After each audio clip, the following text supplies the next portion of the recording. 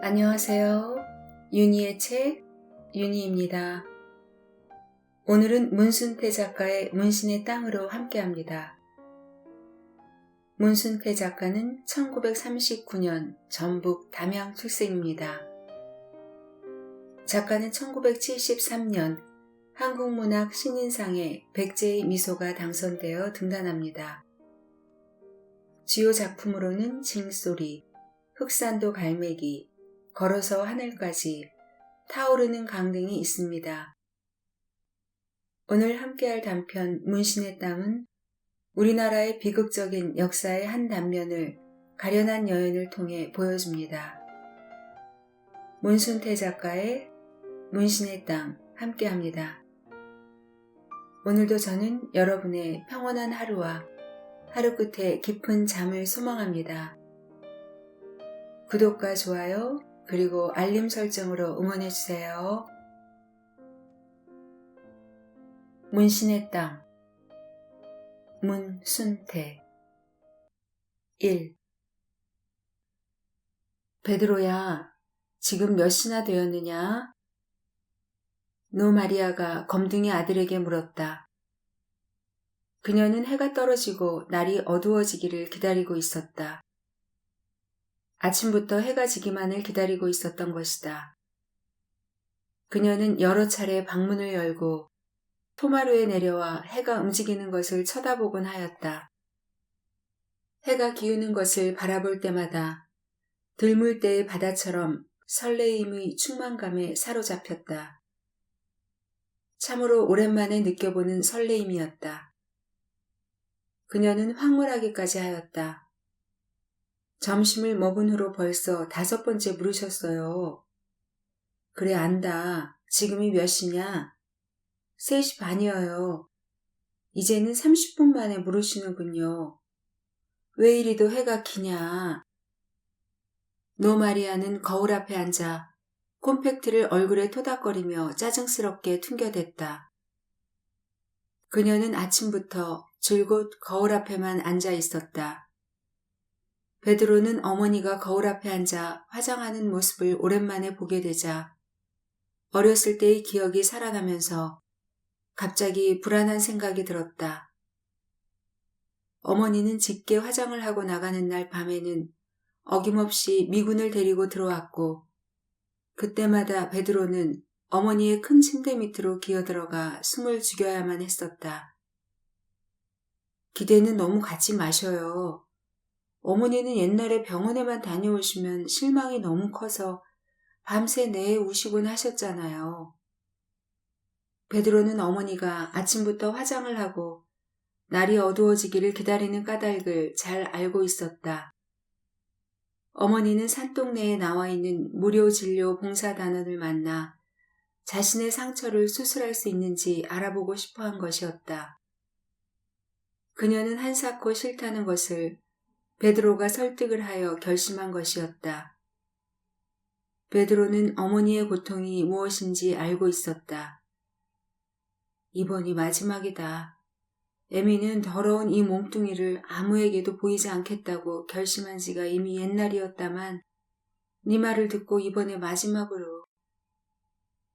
노 마리아는 말끝을 흐리며 얼핏 거울로부터 고개를 돌려 아들을 돌아다 보았다. 베드로는 어머니의 짙은 화장에 놀랐다. 그러나 화장이 너무 짙다고 말하지 않았다. 어머니는 지금 병색이 짙은 얼굴에 삶의 마지막 꿈을 그리고 있는 것이라고 생각했기 때문이다. 몇 시나 되면 날이 어두워질까? 노 마리아는 다시 거울을 들여다보며 물었다. 아직은 해가 길어요. 서두르지 마시고 차분하게 기다리세요. 베드로가 말했다. 그는 너무 서두르는 어머니 때문에 숨이 막힐 듯 답답해진 마음을 진정시키기 위해 방문을 열고 밖으로 나갔다. 태양은 아직 머리 위에 있었다. 그는 함성문 밖으로 나가 발뿌리 밑에 솟아있는 아파트촌을 내려다보았다. 그는 산동네 그의 집에서 고층 아파트를 내려다볼 수 있다는 것이 좋았다. 고층 아파트들이 붉은 말뚝버섯처럼 묶음으로 솟아있는 신시가지 쪽에서 해가 떠오르는 방향의 산동네를 쳐다보면 마치 1950년대의 투색한 사진을 조명해 보는 것 같아 지난날의 궁핍했던 시절들이 되살아났다.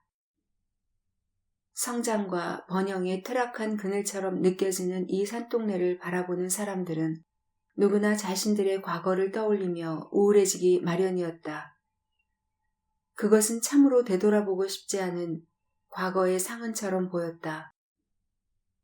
저들은 아직 50년대에 살고 있구먼. 아직도 그 시절의 질곡에서 벗어나지 못하고 있는 것이 분명해. 고층 아파트 쪽에서 산동네를 바라보는 사람들은 침을 베었듯이 한마디씩 퉁겨대기 마련이었다. 그것은 동정도 연민의 표현도 아니었다. 고층 아파트에 살고 있는 사람들은 마치 자신들의 지난날 삶을 투영시켜주고 있는 듯한 산동네가 하필이면 그들 가까이에, 그것도 아침마다 해가 떠오르는 동쪽에 자리 잡고 있을까 하는 것이 마뜩찮았다. 고층 아파트 사람들이 보기에 그들의 동쪽에 자리 잡은 산동네 사람들 마음에 한 번도 해가 떠오르지 않을 것만 같아 안타깝기까지 한 것이었다. 산동네 사람들은 아직도 번영의 80년대가 아닌 궁핍의 50년대를 살고 있는지 모를 일이다. 확실히 그들은 세상을 잘못 살고 있는 것이다. 산동네 사람들도 그렇게 생각하고 있다. 눈에 비치는 세상은 울긋불긋 화원처럼 아름답고 화려해도 그들 마음속엔 아직도 지난날의 궁핍한 삶의 부스럼이 옹이처럼 굳어져 가고만 있었다. 그들은 어쩌면 지난 시절 고통스러웠던 삶의 부스럼과도 같은 존재일지도 몰랐다. 확실히 그들은 아직도 과거의 상처에서 벗어나지 못하고 있었다. 블록집에서 함께 사는 초로 여인 노 마리아와 흑인 청년 노 베드로의 경우는 더욱 그렇다. 그들은 부스럼이었다. 그것은 면도날처럼 예리한 칼로도 도려낼 수 없었고 괴력의 불도저로 밀어버릴 수도 없었다. 산동네에 무료 진료를 나온 봉사단원들도 고층 아파트 단지 입구에서 처음 이곳을 쳐다보면서 모두 같은 생각을 하였다. 이 산동네는 번영이라는 몸에 생겨난 몹쓸 종양처럼 보이는구나. 차라리 저 산동네는 악성 종양을 메스로 제거하듯 밀어버리고 공원을 조성하면 얼마나 좋을까 하는 생각들을 하였다. 그것은 아파트 단지 사람들의 생각과 일치했다. 산동네 사람들의 병보다는 산동네 자체부터 치료를 해야겠는데? 무료 진료 봉사대가 처음 산동네에 왔을 때 봉사대원 중에서 누구인가 그렇게 말했으나 아무도 그 말에 대해 비난하지 않았다. 오히려 공감의 눈빛을 교환했다. 그리고 봉사대원들이 산동네의 성당을 임시 진료소로 정하고 봉사활동을 통해서 알아낸 것은 그들 산동네 사람들의 마음속에 옹이처럼 응고된 종양을 메스로는 제거할 수 없다는 사실이었다. 산동네 사람들은 위장병이나 심한 치통을 앓으면서도 병원에 가서 치료를 받을 생각은 하지 않고 흑백 텔레비전을 칼라 텔레비전으로 바꾸고 싶어 했다. 그들은 자신들의 삶의 궤적과도 같은 부스럼을 없애는 것보다 칼라 텔레비전의 화려한 영상에 꿈꾸듯 도취되어 있었다. 다만 블록집의 초로 여인 노 마리아만이 자신이 몸에 깊이 새겨진 과거의 상처를 없애려고 몸부림칠 뿐이었다. 그러나 그녀의 몸에 새겨진 그 지난날의 상처가 어떤 것인지 알고 있는 사람은 아무도 없었다. 그녀가 간직하고 있는 악성 종양보다 더 끔찍스러운 그 상처를 최초로 확인한 사람은 나였다. 성당 아래층으로부터 성가 찬미 노래 부르며가 울리기 시작하자 사뭇 마룻장이 들썩거리는 듯하였으나 나는 그 노래에서 별다른 감흥을 느끼지 못하였다. 아래층에서는 성당의 청년회 주최로 무료 진료 봉사단에 대해 감사의 마음을 보내는 송별 파티가 한창 무르익고 있었다. 성가의 합창이 끝나고 잠시 후에는 티나 터너의 사랑 그까짓게 먹일래라는 노래가 금속성의 마찰음과도 같은 목소리에 실려 가늘게 떨고 있었다. 나는 티나 터너의 노래를 흉내내고 있는 여자 봉사단원의 얼굴을 떠올리며 싱긋이 미소를 깨물었다. 그녀의 입술도 티나 터너의 목소리처럼 뜨겁게 찐득거렸다. 간호대학 졸업반인 김효미는 졸업 후에 간호원이 되는 것보다는 가수로 진출하는 것이 꿈이라고 하였다. 나는 성가보다는 티나 터너를 흉내내는 그녀의 노래가 더 좋았다. 내가 진료 봉사 기간에 그녀의 입술을 훔친 것도 어쩌면 금속성의 마찰음처럼 날카로운 목소리가 내 영혼의 깊은 구석을 찌르는 듯한 그 감미로운 아픔이 좋았기 때문인지도 몰랐다. 순도영, 파티에 안 내려가? 따분한 의식 절차 끝나고 이제부터 노래 순서야. 아래층에서 파티가 시작하기 전부터 내 눈치를 살피며 한사코 미적거리고만 있던 1년 후배 선지가 은근한 목소리로 물었다. 나는 선지가 2층에서 나와 같이 있고 싶어하는 것 같은 마음을 읽을 수가 있었다. 난 잠이나 잘 테니 내려가 봐. 나는 선지를 털어버리기 위해 퉁명스럽게 쏘아대고 나서 마룻장에 벌렁 누워 눈을 감았다. 그리고 화가 발가락 끝까지 퍼진 발걸음으로 쿵쾅거리며 층계를 내려가는 선지의 모습을 떠올리며 사랑 그까짓게 먹일래의 노래와 함께 그녀의 끈끈하면서도 톡톡 쏘는 듯한 입술의 감미로움에 젖었다. 나는 이번 성당에 있는 산동네의 진료봉사를 통해서 두 가지를 배울 수가 있었다. 하나는 김효미라는 22살의 여자에 대해서 본격적으로 깊게 탐색할 수 있었고, 또 하나는 수십 층 고층 빌딩들이 발뿌리 아래로 내려다 보이는 산동네 사람들이 끔찍할 정도로 가난하다는 것을 알게 된 것이었다. 그러나 나는 김효미에 대해서는 앞으로도 은밀한 탐색을 계속하고 싶지만 고층 빌딩들이 발뿌리 아래 오만하게 솟아있는 산동네의 가난한 사람들에 대해서는 기억조차 하기 싫었다. 진료 첫날, 오랫동안 여름 감기에 시달리고 있는 코끝이 빨갛고 턱이 뾰족한 중년 부인에게 감기에는 따로 약이 없습니다. 오렌지 주스를 많이 마시면 감기에 좋지요. 라고 했더니 무기력하게 실소를 삼키며 주스를 사 먹을지 몰라서 그래요. 하고 일어서서 나가버렸던 일이 잊혀지지가 않았다. 여름 감기에 시달리고 있는 그 부인은 다시 찾아오지 않았다. 주스를 사 먹을지 몰라서 그래요. 푸념 같기도 하고 나무람 같기도 한 그 부인의 말이 지금껏 사라지지 않고 나의 뇌리에서 부스럭거리고 있는 것이었다. 티나 터너의 사랑 그까짓게 먹일래가 끝나고 다시 킴 칸스의 Crazy in the Night가 허스키의 목소리에 실려왔다. 나는 그 목소리의 주인공이 조금 전 화가 나서 쿵쾅거리며 내려간 선지라는 것을 알 수 있었다. 가끔씩 나는 밤이면 진짜로 내가 미쳐가고 있다는 그런 생각이 듭니다. 이불을 뒤집어 쓸 때는 더욱 그렇습니다. 노래하는 목소리보다는 가사가 마음에 들었다. 나는 선지의 울부짖는 듯한 목소리에서 아직도 그녀는 화가 풀리지 않았음을 헤아릴 수 있었다. 내가 양공주 출신의 노 마리아라는 노파를 처음 만난 것은 노래의 첫 소절이 끝날 무렵이었다.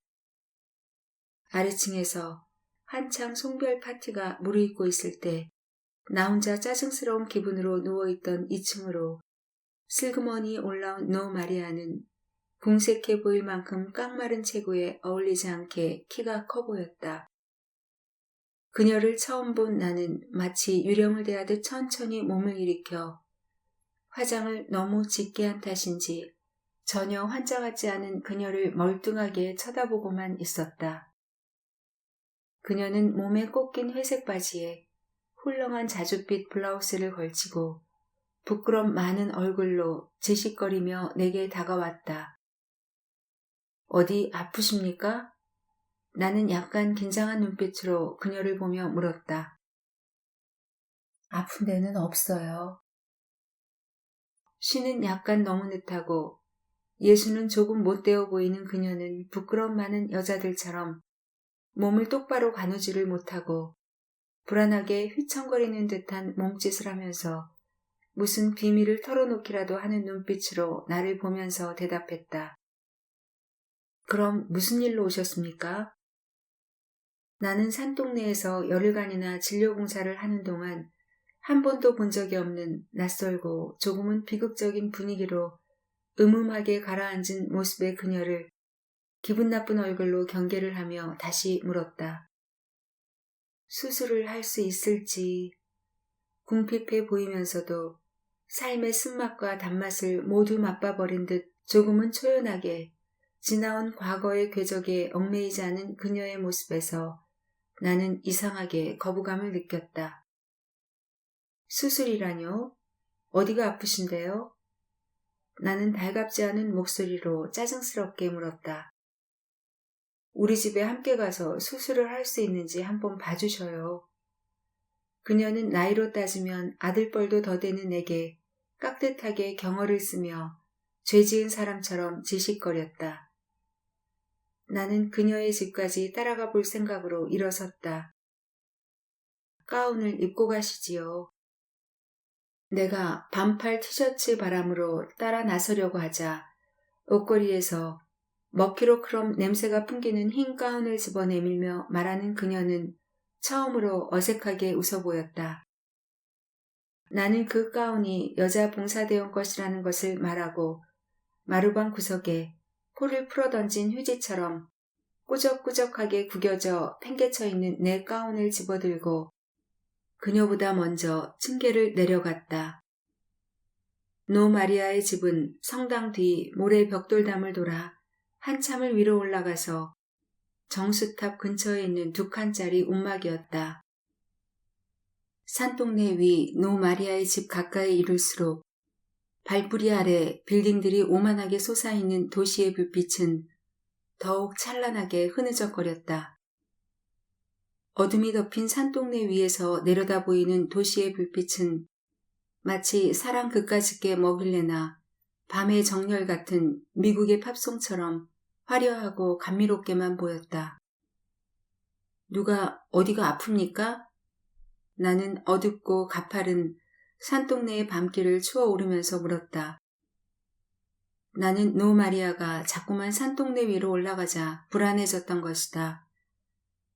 보디 페인팅을 수술하려고 그런답니다. 그녀는 정확한 발음으로 말했다. 순간 나는 멈칫 걸음을 멈추었다. 50대 후반으로 보이는 그녀의 입에서 보디 페인팅이라는 정확한 발음이 흘러나온 것에 놀랐고 그것을 수술하려고 한다는 말에 섬찟한 기분이 들었기 때문이다. 보디 페인팅이라뇨? 나는 어둠 속에서 걸음을 멈추어 선 채 반문했다. 문신 말이유. 그러면서 그녀는 어둠 속에 나를 팽개쳐둔 채 혼자 공중거리며 가파른 언덕길을 10여 곳쯤 올라가서 함석 문을 열고 뒤를 돌아다 보았다. 나는 분명 그녀가 함석 문을 열기 전에 가까이에서 도시의 화려한 불빛처럼 흐느적거리는 저음의 색소폰 소리를 들었으며 함석 문이 열리는 순간 짤랑하는 경세 소리와 동시에 색소폰이 뚝 멎어버린 사실을 감지했다. 그녀는 함석 문을 열고 서서 내가 가까이 올라오기를 기다리고 있다가 어떤 보이지 않는 힘에 이끌리듯 가파른 산동네 언덕길을 추어 올라간 내게 마치 경고라도 하는 것처럼 가운을 입으시지요 하고 말했다. 나는 그녀의 말대로 손에 들고 있던 가운을 걸치고 함석 문 안으로 들어섰다. 그때 빠끔히 방문이 열리면서 손에 색소폰을 든 청년이 토마루로 내려섰는데 반쯤 열린 방문 틈새로 흘러나온 불빛에 비쳐 보인 젊은이의 얼굴이 장수 풍뎅이의 등처럼 새까만 것에 놀랐다. 나는 색소폰을 든 젊은이를 돌아보며 노 마리아를 따라 방 안으로 들어섰다. 그리고 색소폰을 든 젊은이를 처음 보았을 때처럼 다시 한번 놀랐다. 방 안의 분위기가 마치 술집의 밀실처럼 음습하게 느껴졌기 때문이다. 방 안의 살림이라고는 회색빛 비닐옷장 2개에 어울리지도 않을 만큼 크고 호사스러운 2층 침대뿐이었는데 내 벽에 도배를 해놓은 것처럼 다닥다닥 나붙어 있는 외국 가수의 사진들이 눈길을 끌었다. 나는 방의 분위기와 몸에 꼭 낀 바지를 입은 그녀와 색소폰을 든 검은 얼굴의 젊은이 사이에서 야릇한 공통점을 발견하고 내 자신이 깊은 수렁 속에 빠져있는 듯했다. 지아이들이 내 몸에 남기고 간 더러운 사랑의 상처를 보시고 내 얼굴에 침을 뱉어도 좋으니 수술을 할 수 있는지 없는지 말해주셔요. 노마리아는 방의 문고리를 안으로 걸어 잠그고 형광등을 끄며 말했다. 나는 그때까지도 그녀가 양공주 출신이라는 것을 몰랐다. 왜 불을 끄십니까? 나는 다소 불안을 느끼며 따지듯 물었다. 옷을 벗을 때까지만 잠깐 기다려 주셔요. 그제서야 나는 그녀가 몸에 꼭 낀 바지를 벗고 있다는 것을 알았다. 나는 그녀의 옷 벗는 소리를 듣고 야릇한 기분을 느꼈는데 그것은 마치 낯선 도시의 후미진 뒷골목에서 혼자 술을 마실 때처럼 불안한 것이었다. 문신이라면 팔뚝에 새겨진 게 아닙니까?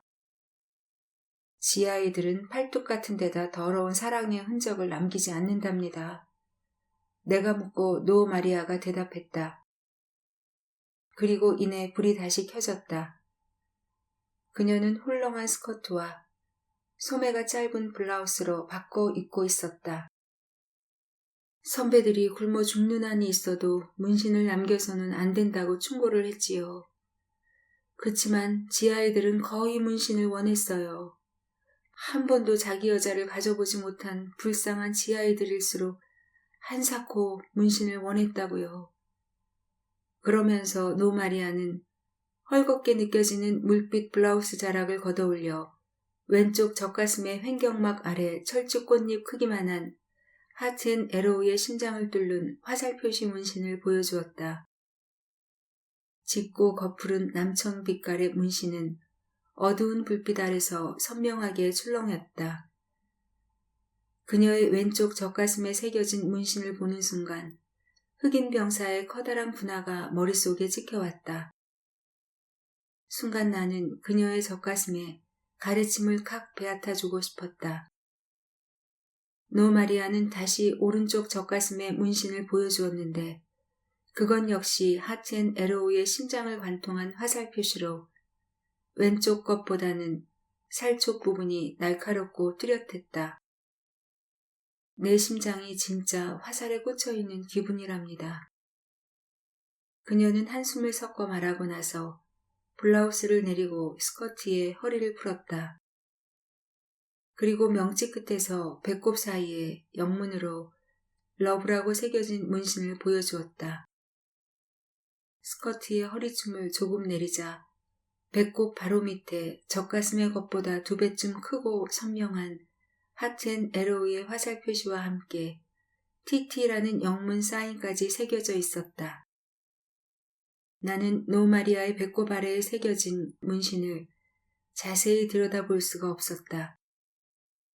그것을 보는 순간 수치심으로 하여 내 심장이 마구 후끈거렸기 때문이다. 부끄러워하는 쪽은 그녀가 아니라 나였다.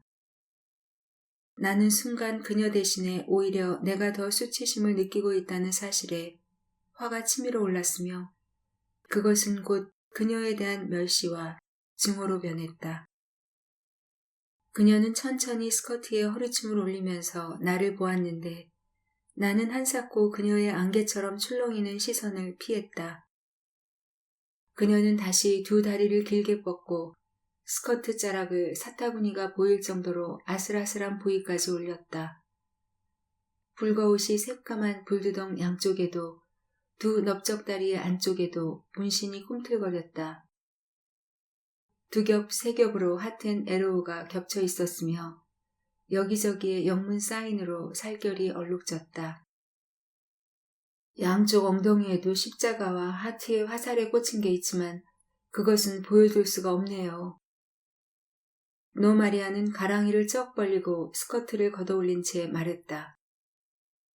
나는 차마 사타구니까지 들여다볼 수가 없어서 애써 눈길을 피했다.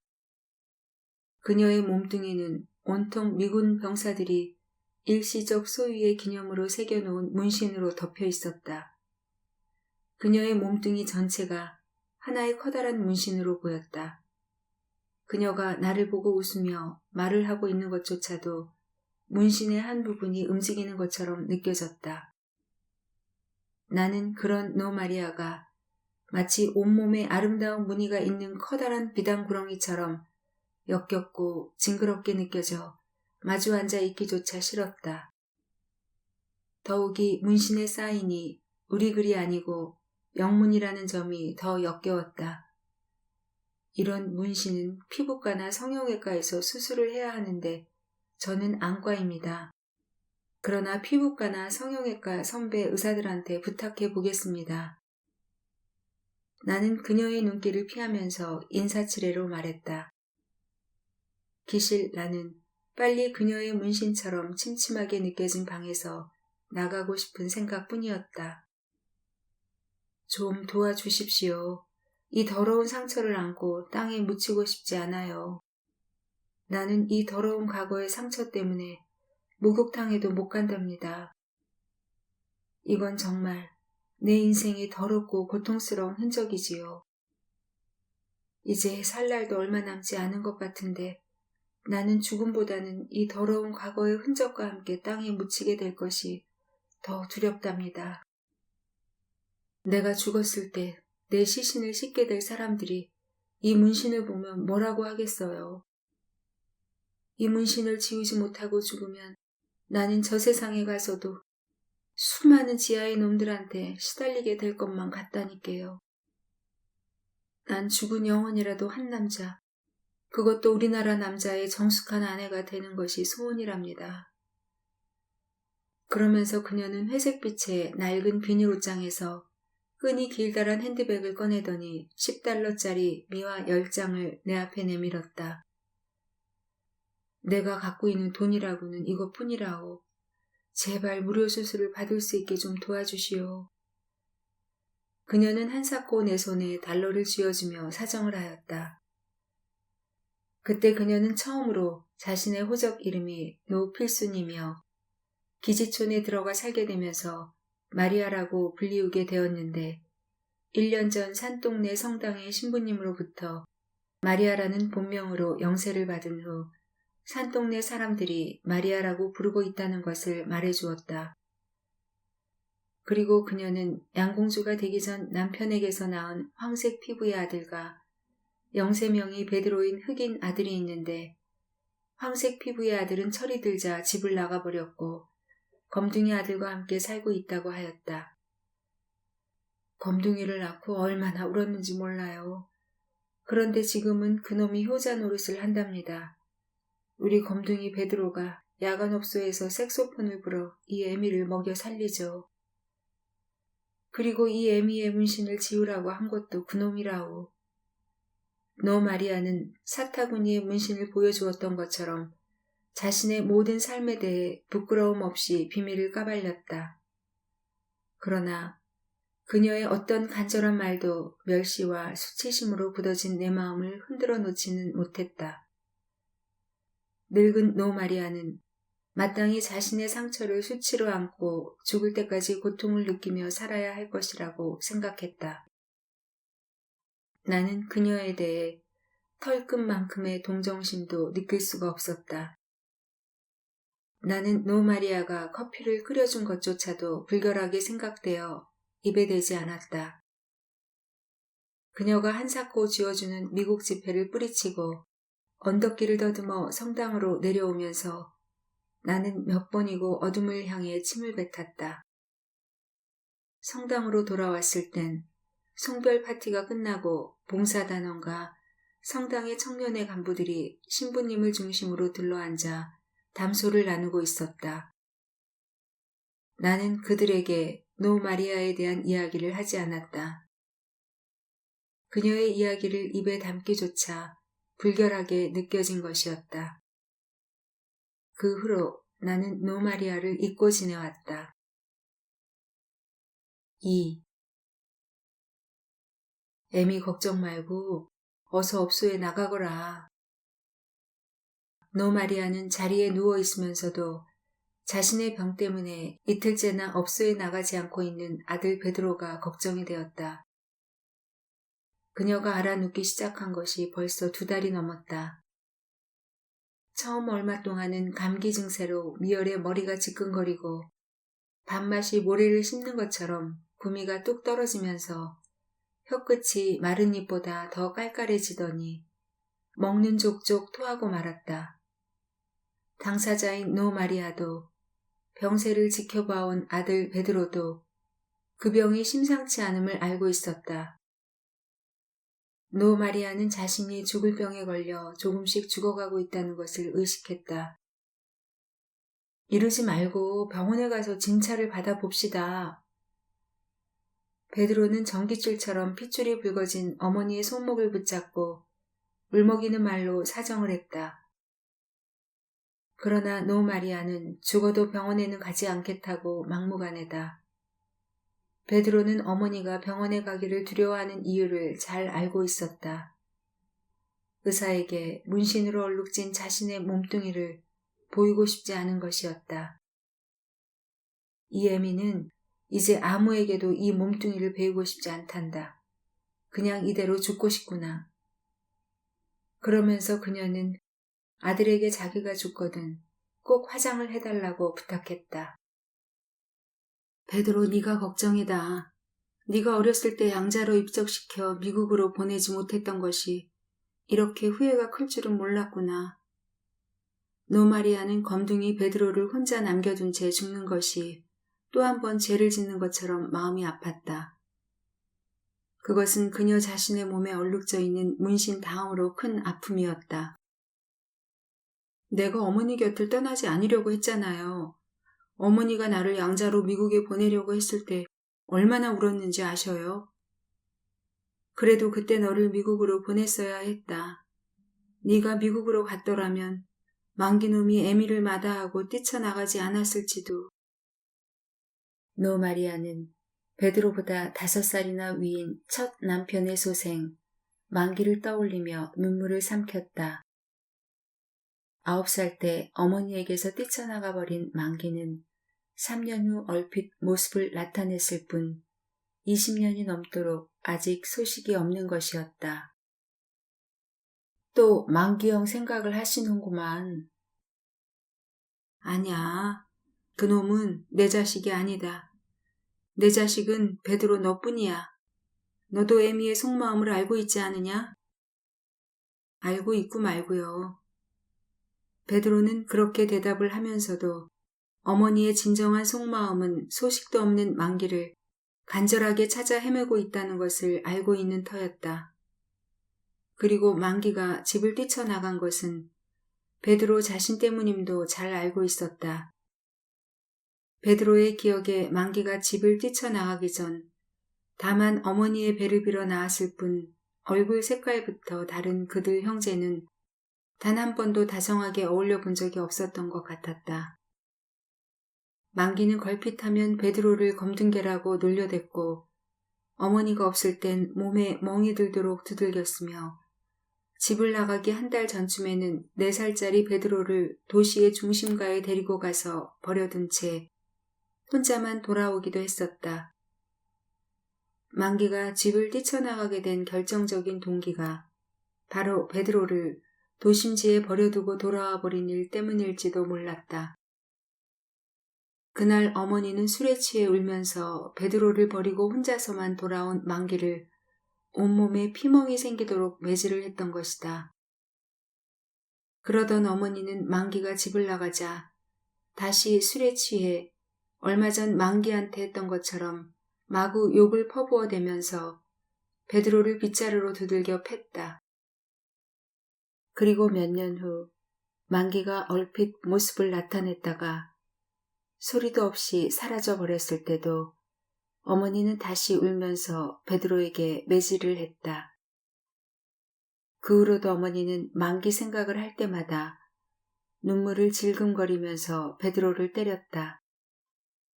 어머니는 술에 취해 만기의 사진을 들여다보며 그리움으로 버지럭거릴 때마다 베드로에게 매질을 했다. 그리고 매질을 하면서는 언제나 욕을 퍼붓곤 하였는데 그 욕설이란 한결같이 이 쌍놈의 검둥이 새끼야. 어쩌자고 더럽게 너같이 더러운 게 내 뱃속에서 생겨나서 하나밖에 없는 내 아들 만기를 내쫓았느냐. 이 더러운 쌍놈의 검둥이 새끼야. 하면서 하나밖에 없는 내 아들이라는 대목에서 울부짖듯 소리내어 울었다. 그러나 베드로는 피멍이 들도록 매를 맞으면서도 잠시도 어머니로부터 떨어지려고 하지 않았다. 내가 어머니 고향에 한번 갔다 올까요? 베드로는 혹시 어머니의 고향에 가보면 만기의 소식을 알 수 있게 될지도 모른다는 생각에서 넌지시 어머니의 의향을 떠보았다. 베드로의 어머니 노 마리아는 잠시 말이 없더니 한숨을 버무려 몸뚱이 문신을 지우게 되면 죽기 전에 언젠가 한번 고향에 가보고 싶었다. 고향에 가서 내 부모님이랑 만기 조부모님 그리고 나를 이 지경으로 만든 만기 애비 산소애랑 한번 돌아보고 싶었단다. 그렇지만 이제 다 틀렸다. 괜히 꿈을 꾸었던 게지. 고향에 가봤자 내 얼굴에 침이나 베앗을 것인데 말이다. 하고 푸념처럼 말했다.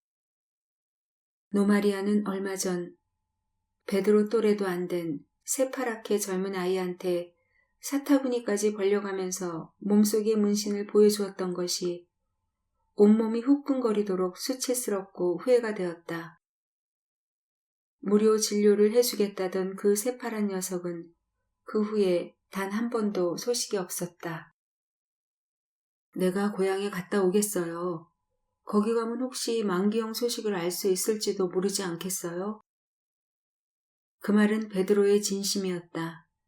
그는 어머니를 위해서라면 무슨 일이라도 해주고 싶었다. 그는 아직 자신을 낳아준 어머니를 단 한 번도 원망해 본 일이 없었다. 그는 오히려 자신의 생명을 지어준 어머니에게 감사하는 마음으로 살아가고 있었다. 베드로가 10살쯤 되었을 때 술에 취한 어머니가 그의 앞에서 옷을 홀랑 벗고 울면서 온몸에 새겨진 문신들을 보여준 일이 있었다. 베드로는 그때 처음으로 어머니의 몸에 아이들의 낙서처럼 제멋대로 그려진 문신들을 보았었다. 베드로의 눈에 문신으로 얼룩진 어머니의 몸뚱이는 마치 벽보판에 찢겨져 바람에 너풀거리는 외국 영화의 광고지처럼 지저분해 보였었다. 그는 어머니가 너무 불쌍해서 소리내어 울었다. 그리고 베드로 자신의 아버지 문신이 어떤 것이냐고 울면서 물었다. 어린 그의 생각에 그 문신들 중에 아버지의 것이 있다면 면도칼로라도 도려내버리고 싶었던 것이다. 그러나 어머니는 베드로 아버지의 문신이 어떤 것인지 알 수 없다고 했다. 그때 베드로는 자기 아버지의 문신이 찾아낼 수 없음을 다행으로 생각했다. 그것은 곧 자신에게는 아버지의 존재는 없고 다만 어머니만이 있을 뿐이라는 생각이 신념처럼 굳어진 결과가 되었으며 하나뿐인 어머니마저 잃어서는 안 된다는 각오를 하기에 이르렀다.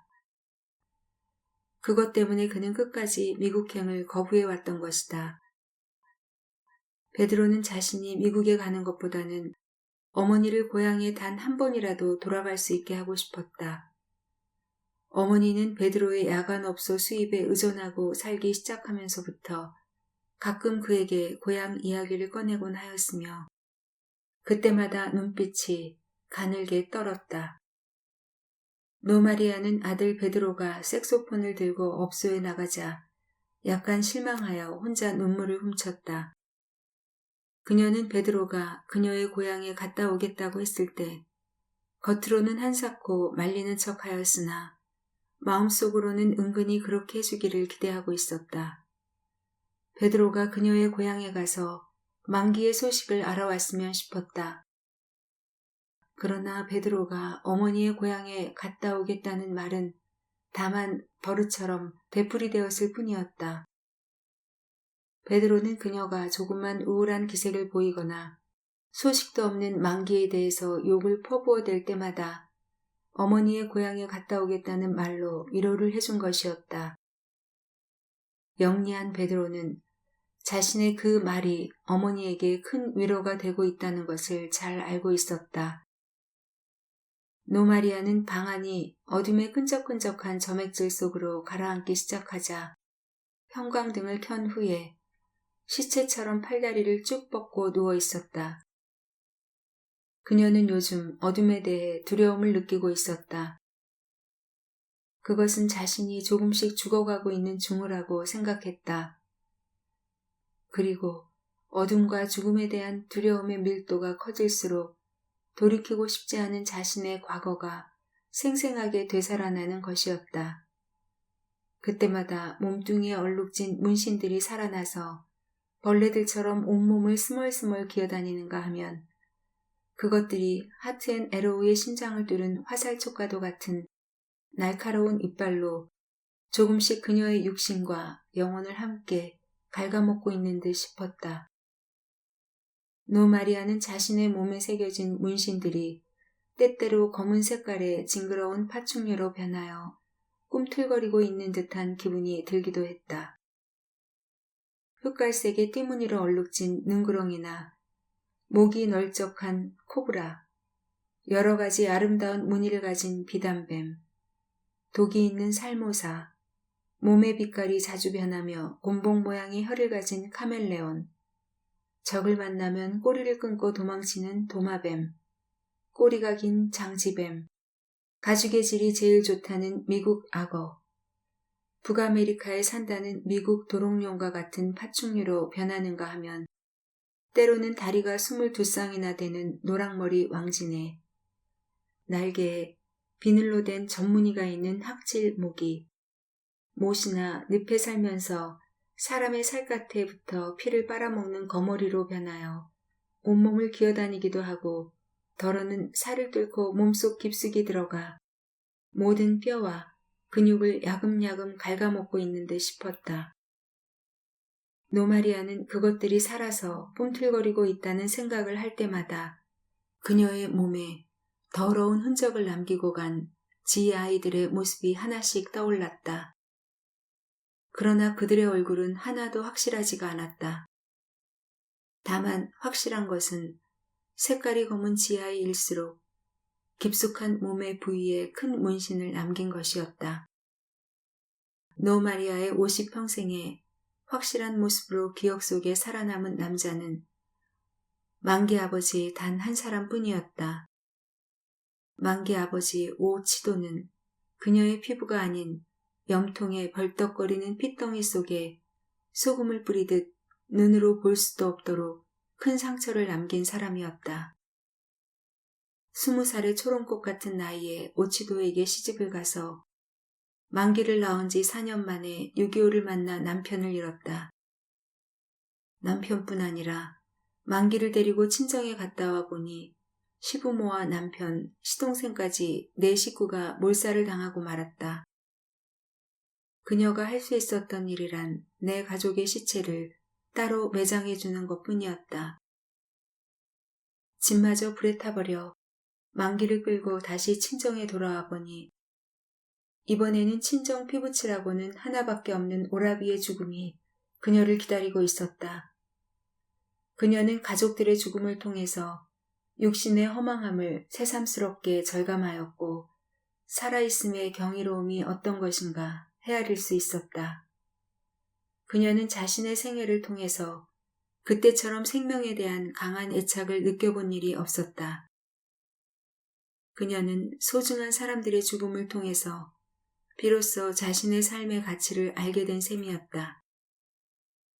세상 사람들이 모두 죽어도 그녀 자신과 만기만은 살아남아야 하며 그녀 자신이 죽는 한이 있어도 아들 만기만은 살려야 한다는 강박관념에 묶임을 당하고 보니 아무것도 두려울 것이 없었다. 두려움 없이 만기를 끌고 지아이들이 우글거리는 기지촌으로 나간 것부터가 잘못이었다. 그리고 그녀 자신의 육신은 문둥이처럼 문드러져도 만기 하나만을 키워낼 수 있으면 그만이라는 생각이 잘못이었다. 그녀는 지아이들이 자신을 발가벗겨 바늘 끝으로 살을 쪼을 때나 그녀 스스로 뜨내기 지아이의 앞에서 발가벗은 채 달러를 구걸하기 위해 영원히 사랑한다는 증거를 남겨달라고 몸을 비비틀 때마다 마음속으로 만기의 이름을 외쳐 부르곤 하였다. 그리고 그 순간 그녀는 자신이 어렸을 때 징용에 끌려가는 아버지의 등을 바늘로 쪼아대며 울던 어머니의 모습을 떠올렸다. 어머니는 사지로 떠나는 아버지의 등에 작은 연꽃을 새겨주면서 죽을 고비에 닥쳤을 때 부처님께서 도와주실 것이라는 말로 아버지와 어머니 자신을 위로하였다. 노마리아는 형광등 불빛 아래서 얼핏 잠이 들었다가 색소폰 소리에 눈을 떴다. 베드로가 돌아왔는가 싶어 방 안을 돌아보았으나 검둥이 아들의 모습은 보이지 않았다. 그녀는 몸이 흥건하게 젖도록 버르적거리며 기침을 토했다. 노마리아는 기침을 토하고 나서 아들을 불렀다. 분명 그녀는 아들의 색소폰 소리를 들은 것 같은데 방 안에 베드로의 모습이 보이지 않자 홀로 버려진 것 같은 불안에 사로잡혔다. 마리아는 요즈막 검둥이 아들 베드로가 그녀를 버리고 도망칠 것 같은 불안을 떨쳐버리지 못하고 있는 것이었다. 베드로야, 베드로 어디 있니? 노마리아는 손을 휘저으면서 다급하게 아들을 불렀다. 베드로가 색소폰을 들고 들어온 것은 한참 후였다. 노마리아는 아들이 들어오는 모습을 보자 침대에서 일어나 앉았다. 우리 베드로가 있었구나. 내 아들이 있었구나. 문 밖에서 색소폰을 불었어요. 주님의 뜻을 이루소서라는 곡을 불었어요. 윤 신부님도 내가 본 색소폰 소리를 들으셨을 겁니다. 윤 신부님은 그 곡을 좋아하시거든요. 그랬었구나. 그 곡은 네가 처음에 성당에 갔을 때 불었던 곡이지? 맞아요. 그때 윤 신부님께서 하느님이 제 색소폰 소리를 듣고 싶어 하실 것이라고 하셨죠. 그래. 이제야 기침이 조금 가라앉는구나. 기침이 터져 나올 때 네가 없으면 에미는 혼자 죽을 것 같은 두려움에 떨곤 하는구나. 이젠 괜찮다. 기침이 터져 나올 때 네가 없으면 에미는 혼자 죽을 것 같은 두려움에 떨곤 한단다. 이젠 괜찮다. 네 얼굴을 보니께 신통하게도 기침이 멎는구나. 그러면서 노마리아는 베드로를 손짓으로 가까이 오도록 하여 아들의 검은 얼굴을 두 손으로 감싸 안았다. 그녀는 잠시 전에 꾸었던 악몽을 말하려 하다가 그만두었다. 참으로 끔찍한 꿈이었다. 자신의 몸에 새겨진 문신들이 구물구물 살아서 그녀를 뜯어먹는 꿈을 꾼 것이었다. 꿈속에서 문신들은 여러 가지 모습으로 살아났다. 송장을 파먹는다는 여우, 패스트 병균을 옮기는 시궁지, 밤에 작은 곤충을 잡아먹는 붉은 박쥐, 무서운 독수리, 독이 많은 살모사, 바퀴벌레, 큰 집게벌레 풍뎅이, 송장벌레, 학질모기, 쉬파리, 무당거미, 노랑머리 왕지네, 불개미, 왕개미, 거머리 등 온갖 것의 모습으로 살아나 온몸을 뜯어먹었던 것이다. 오늘 밤에 애미 성당에 가서 고해를 하고 왔다. 노마리아는 꿈속에 온갖 사나운 짐승이며 뱀, 벌레들의 생각을 털어버리기 위해 머리를 흔들고 나서 말했다. 또 고해를 하셨어요? 요즘에는 매일 고해를 하시는군요. 죽을 때까지 고해를 해도 애미의 죄는 없어지지 않을 게다. 애미는 그걸 잘 알고 있다. 그건 어머니의 죄가 아니라고 했잖아요. 신부님도 그렇게 말씀했고요. 아니다. 모든 것이 다 이 애미의 죄지. 만기가 내게서 떠난 것도 네가 나한테서 태어난 것도 모두가 애미 죄다. 오늘은 무엇을 고해했어요? 고해서에서 신부님께 사는 것이 죄라고 했다. 그랬더니요? 사는 것은 죄가 아니라 하나님의 축복이고 선물이라 하시면서 보석을 주시지 않으셨다. 내가 신부님이라도 그런 고해에는 보석을 주지 않겠어요. 보석을 받지 않으니까 내 죄가 더 커지는 기분이구나. 노마리아는 그러면서 숨소리처럼 가느다랗게 한숨을 쏟았다. 젊었을 때 노마리아의 보석은 술에 취하는 것이었다. 흑인 소년 노테수가 베드로의 한국 이름, 기지촌의 미군부대 앞에서 종일토록 구두를 닦고 돌아와 보면 어머니는 언제나 취해 있었다. 너무 취해 몸을 가누지 못하면서도 매질을 하고 나서는 베드로를 끌어안고 울었다. 그러나 흑인 소년 노테수는 어머니가 술에 취해 있을 때가 좋았다. 어머니가 눈물을 흘릴 때 그는 눈물보다 더 끈끈한 어머니의 사랑을 느낄 수가 있었던 것이다. 어머니는 아들 노태수한테 매질을 하면서 눈앞에서 멀리 사라져버리라고 소리쳤다. 그래도 그는 한 번도 어머니에게서 멀리 떠나지 않았다. 깜둥이 양갈보 새끼라는 놀림을 받으면서도 어머니가 좋았다. 내가 신부님에게 이야기했어요. 이야기라니? 베드로의 말에 노마리아가 물었다. 어머니 문신 이야기 말입니다. 신부님께서 성형외과 의사를 찾아보시겠다고 약속했어요. 매라고? 뭐 때문에 그 이야기를 해? 문신을 수술해서 없애는 것이 어머니의 소원이 아닙니까? 나는 이제 하나님이 보자고 해도 내 문신을 보여주지 않을 거다. 신부님을 믿어보셔요. 나는 아무도 믿지 않는다. 신부님은 달라요. 하느님을 큰 소리로 외쳐대는 놈도 내 몸에 문신을 새겼다. 그놈은 내 엉덩이에 십자가를 새겼어. 엉덩이에 새긴 십자가가 이 애미를 구원해 줄 수 있다고 믿는 건 아니겠지? 그래도 신부님은 달라요. 어머니도 신부님을 믿고 계시지 않아요. 신부님을 믿지 않으시면서 고해를 하신다고 생각하지 않습니다. 애미가 성당에 나가는 것은 신부님을 믿어서가 아니라 너 때문이야. 저 때문이라고요? 그래. 신부님이 너한테 잘해주시지 않니? 나는 네가 나 아닌 다른 사람한테 의지하고 살게 되기를 바란다. 신부님이라면 앞으로 내가 없더라도 네가 의지할 만한 사람이다 싶어서. 그러나 노마리아가 윤신부의 권유에 따라 성당에 나가는 것은 죽은 다음에라도 더러운 영혼이나마 구원을 받고 싶었기 때문이었는지도 몰랐다. 그러면서도 그녀는 차마 그것을 베드로에게도 말할 수가 없었다. 그녀는 자신의 더러운 영혼이 구원받을 수 있다고 생각하는 것조차도 부끄럽게 여기고 있었기 때문이다. 에미는 생각을 바꾸었다. 바꾸었다고요? 그래.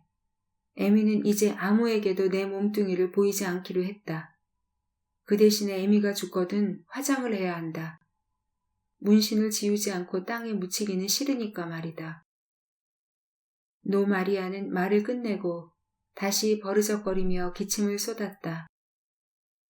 그녀는 자신의 몸뚱이에 새겨진 문신을 생각하면 마치 문신이 벌레로 살아나서 허파를 갈기라도 하는 듯 기침이 쏟아지곤 했다. 이에미는 차라리 그때를 그리워하고 싶구나. 노 마리아는 기침을 멎으며 혼잣말처럼 중얼거렸다. 그때라니요? 이 몸뚱이에 문신을 새기던 때 말이다. 노 마리아는 정말 그 시절을 그리워하기라도 하는 것처럼 가느다랗게 실눈을 뜨고 한숨을 삼켰다. 그래도 저는 지금이 더 좋아요. 그땐 고통은 없었다. 그때는 내 잘못이란 생각이 없었거든. 모든 것이 세상 탓이었지. 그리고 만기 아버지 탓이라고만 생각했지. 누구의 탓도 아니에요. 세상 탓이죠. 아니다. 이제 와서 생각해보니까 모두 내 탓이었다는 생각이 든다. 내 잘못이었어. 그 고난의 시기를 살아온 이 땅의 모든 여자들이 몸에 지아이들의 문신을 새긴 건 아니지 않느냐. 수녀님도 내게 그와 비슷한 이야기를 하더라. 노마리아는 갑자기 비감에 젖었다. 그러나 눈물을 보이지는 않았다. 베드로는 눈물을 흘리는 어머니의 모습을 본 지가 아주 오래된 것 같았다. 젊었을 때 술에 취하기만 하면 베드로를 붙들고 울어댔던 그 많은 눈물은 다 어디로 흘러버렸는지 모를 일이었다. 어쩌면 어머니의 몸에 새겨진 문신들이 그 많은 눈물을 모두 빨아들여 아예 눈물샘을 말려버렸는지도 몰랐다. 이에미는 내 몸뚱이의 문신들을 지우려고 생각했을 때부터 고통이 시작되었다. 그때부터 에미의 죄라는 것을 알았지. 그때부터 난 문신의 노예가 된 거야. 그러나 이미 늦었다는 것을 알았다. 노 마리아가 문신을 지워야겠다는 생각을 하기 시작했을 때는 이미 기지촌의 불경기와 함께 그녀의 육신도 쇠락해지기 시작했었다. 그녀는 몸의 문신을 지우기 위해 성형외과를 찾아다녔으며 의사들 앞에서 10번도 더 알몸을 보였었다. 그러나 의사들은 엄청난 돈을 요구했다. 문신을 지우려는 생각을 미처 하지 못했을 때 그때가 그립다. 그땐 그래도 내 인생이 조금은 화려했었지. 이에미는 그래도 지아이들한테 인기가 괜찮았거든. 그땐 이렇게 비참하지는 않았었지. 위스키랑 양담배, 미제 화장품이 그리워지는구나. 난 그 시절엔 속옷까지도 미제를 입었었다. 지아이들은 레이션 한 박스씩을 들고 와서 내 몸에 문신을 떴었지. 그때만 해도 난 정말 화려했었다. 내 인생의 꽃이었지. 나는 지아이들한테 되도록이면 문신을 내 인생처럼 화려하게 떠달라고 말할 정도였거든. 그때 내가 가장 싫어한 문신은 십자가 문신이었다. 그런데 나는 오늘도 가슴에 십자가를 긋고 신부님께 고해를 했구나. 베드로는 어머니가 울고 있다고 생각했다. 어머니는 눈으로 눈물을 흘리는 것이 아니라 마음속에 피를 흘리고 있는 것이라고 생각했다.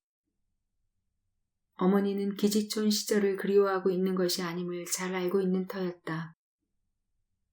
산동네로 이사를 오던 날 어머니는 자신이 기지촌 시절에 쓰던 물건들을 모두 불태워버렸던 것이었다. 어머니는 미제라고 하는 것은 낡은 파라솔이며 핸드백까지도 없애버리고 나서 산동네로 이사를 왔다. 어머니, 아직은 포기하지 마셔요. 제가 꼭 어머니의 문신을 지워드리겠어요. 베드로는 어머니를 위로할 수 있는 다른 말이 없음이 안타까울 뿐이었다. 3. 서울의 가을은 우울한 회색 빛깔로 퇴락하고 있었다. 익어가는 것이란 아무것도 찾아볼 수 없었다. 모든 것이 시들어갈 뿐이었다. 하늘도 대기도 사람들과 생각들, 사랑까지도 엽록소가 빠져버린 나뭇잎처럼 엷은 회색빛으로 시들어가고 있었다.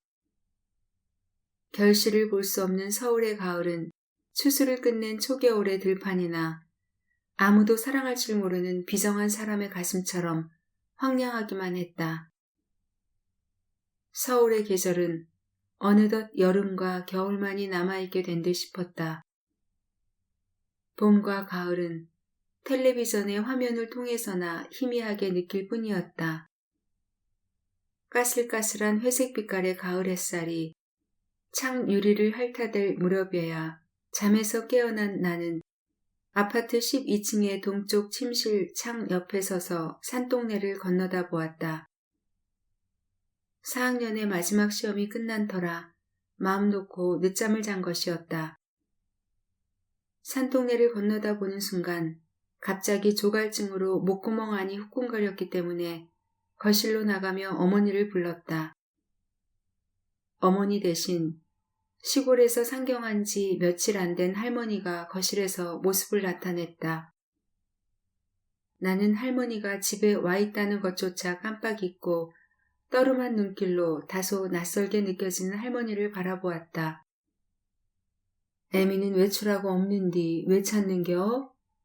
나는 할머니의 약간 낯설어 보이는 얼굴과 생소한 사투리에서 뜨악한 기분을 느꼈다. 어쩐지 시골에 와 있는 듯한 느낌이었다. 아침 차려주랴? 헬미가 너 주려고 된장국 맛있게 끓여놨다. 할머니는 내게 바짝 다가서서 쿠리한 입냄새를 피우며 말했다. 제가 알아서 먹을게요. 나는 신경질적으로 말하고 나서 후회했다. 처음부터 할머니에게 친절하게 대하지 못한 것은 너무 오랫동안 떨어져 살아왔기 때문일 것이라고 생각하면서 간단한 아침 식사 준비를 했다. 나는 토스터로 빵을 굽고 초음파 오븐에 소시지를 데쳤다. 그리고 적당히 구워진 식빵에 버터를 발라 우유로 목을 축여가며 먹었다. 나는 아침은 언제나 우유 한 잔과 버터를 적당히 바른 식빵 2조각 외에 군 소시지 하나로 정해져 있었다. 식탁에 앉아 미국의 팝송을 크게 틀어놓고 발가락을 빠른 음악에 맞춰 까닥거려가며 아침을 먹고 있던 나는 시험이 끝났다는 느슨한 해방감에 젖어 있었다. 나는 커피로 입을 헹구고 나서 효미한테 전화를 걸기 위해 전축의 볼륨을 나지막하게 줄였다. 내 눈 밥 처먹는 것을 보니께 미국 놈이 다 되었구나. 할머니는 내가 음악의 볼륨을 낮추기를 기다렸다가 큰 소리로 말했다. 미국 놈이 되다뇨? 나는 다이얼의 버튼을 누르려다 할머니를 보며 약간 불만스럽게 반문했다. 된장국 김치에 밥을 묵어야 조선 사람이지. 내 놈가치로 우유에 빵을 처먹으니 미국 놈이 다 돼야지 않으냐. 앞만 봐도 내 놈은 영락없는 미국 놈인게요. 묵는 것도 미국식이고 입는 것도 미국식, 노래 거정도 미국 것만 들으니께 어찌 생각이라고 미국식이 아니건남? 네 놈은 이름만 조선 사람인게요. 나는 할머니의 말에 어처구니가 없어 멀뚱히 앉아있기만 했다. 할머니의 말에 변명이나 반박 같은 건 하고 싶지도 않았다. 할머니는 어쩔 수 없는 구식 사람이군요. 지금은 서울에서 아침을 먹고 미국에서 저녁을 먹을 수 있는 세상이라고요. 나는 피식거리고 웃으면서 말했다. 우리가 내 눈만한 시절에는 일본식이 판을 쳤제. 허나 그때는 나라를 잃었은께 별 수 없었제. 그래도 그때는 비록 창씨개명까지 했지만 먹는 거, 입는 거, 생각하는 것만은 일본식을 따르지 않았다. 세상에 어쩌려고 이러는가 모르겠다. 할머니의 말에 나는 다소 기분이 위축되어 아무 말도 하지 않았다. 미국 사람들이 조선 사람들 입맛을 미국식으로 바꿔놓은 것이요. 6.25 때부터 야금야금 우유를 미겨감시롱 입맛을 바꿔놓았더니만은 인자는 젖소를 팔아먹지 않더냐. 입맛이 도둑인겨. 촌에서 듣자니께 요새는 소가 묵는 여물거 정도 미국에서 사들이 온담소야. 이러다가는 이 나라 땅덩어리 거 정도 미국이 될까 걱정이다. 미국 사람들은 조상님들 제사도 안 지낸다는디 이 헬미도 미국 놈 다 된 손자놈한테 제사법 얻어먹기가 어려울 것 같아. 할머니는 실망한 눈으로 나를 흘겨보고 나서 방으로 들어가 버렸다. 나는 효미에게 전화를 하는 것조차 잊은 채 우두커니 앉아서 할머니의 말을 되씹어 보았다. 순간 내 머릿속이 수세미 속처럼 뒤숭숭해지면서 영어로 된 낱말들이 스크린에 자막이 떠오르듯 꿈틀거렸다. 팝송, 마돈나, 햄버거, 토스트, 블루진, 소시지, 치즈, 마요네즈, 햄, 밀크, 커피, 샴푸, 워카, 비스켓, 콘, 잼, 마가린, 주스, 프라이 치킨, 아스피린, 미팅, 아파트, 스포츠, 호텔, 키스, 터미널, 챔피언, 에어로빅, 섹스, 트랜지스터, 파티, 챌린저, 가스렌지, 켄트, 헬스클럽, 보디페인팅. 나는 머리가 혼란해졌기 때문에 아무것도 생각하지 않으려고 소파에 푹신하게 앉아 신문을 펼쳤다. 미국서 원화절상 요구, 미국 담배 수입 개방에 따른 잎연초 생산 농가 보호대책 시급 등의 큰 제목들이 나를 더욱 혼란스럽게 만들었다.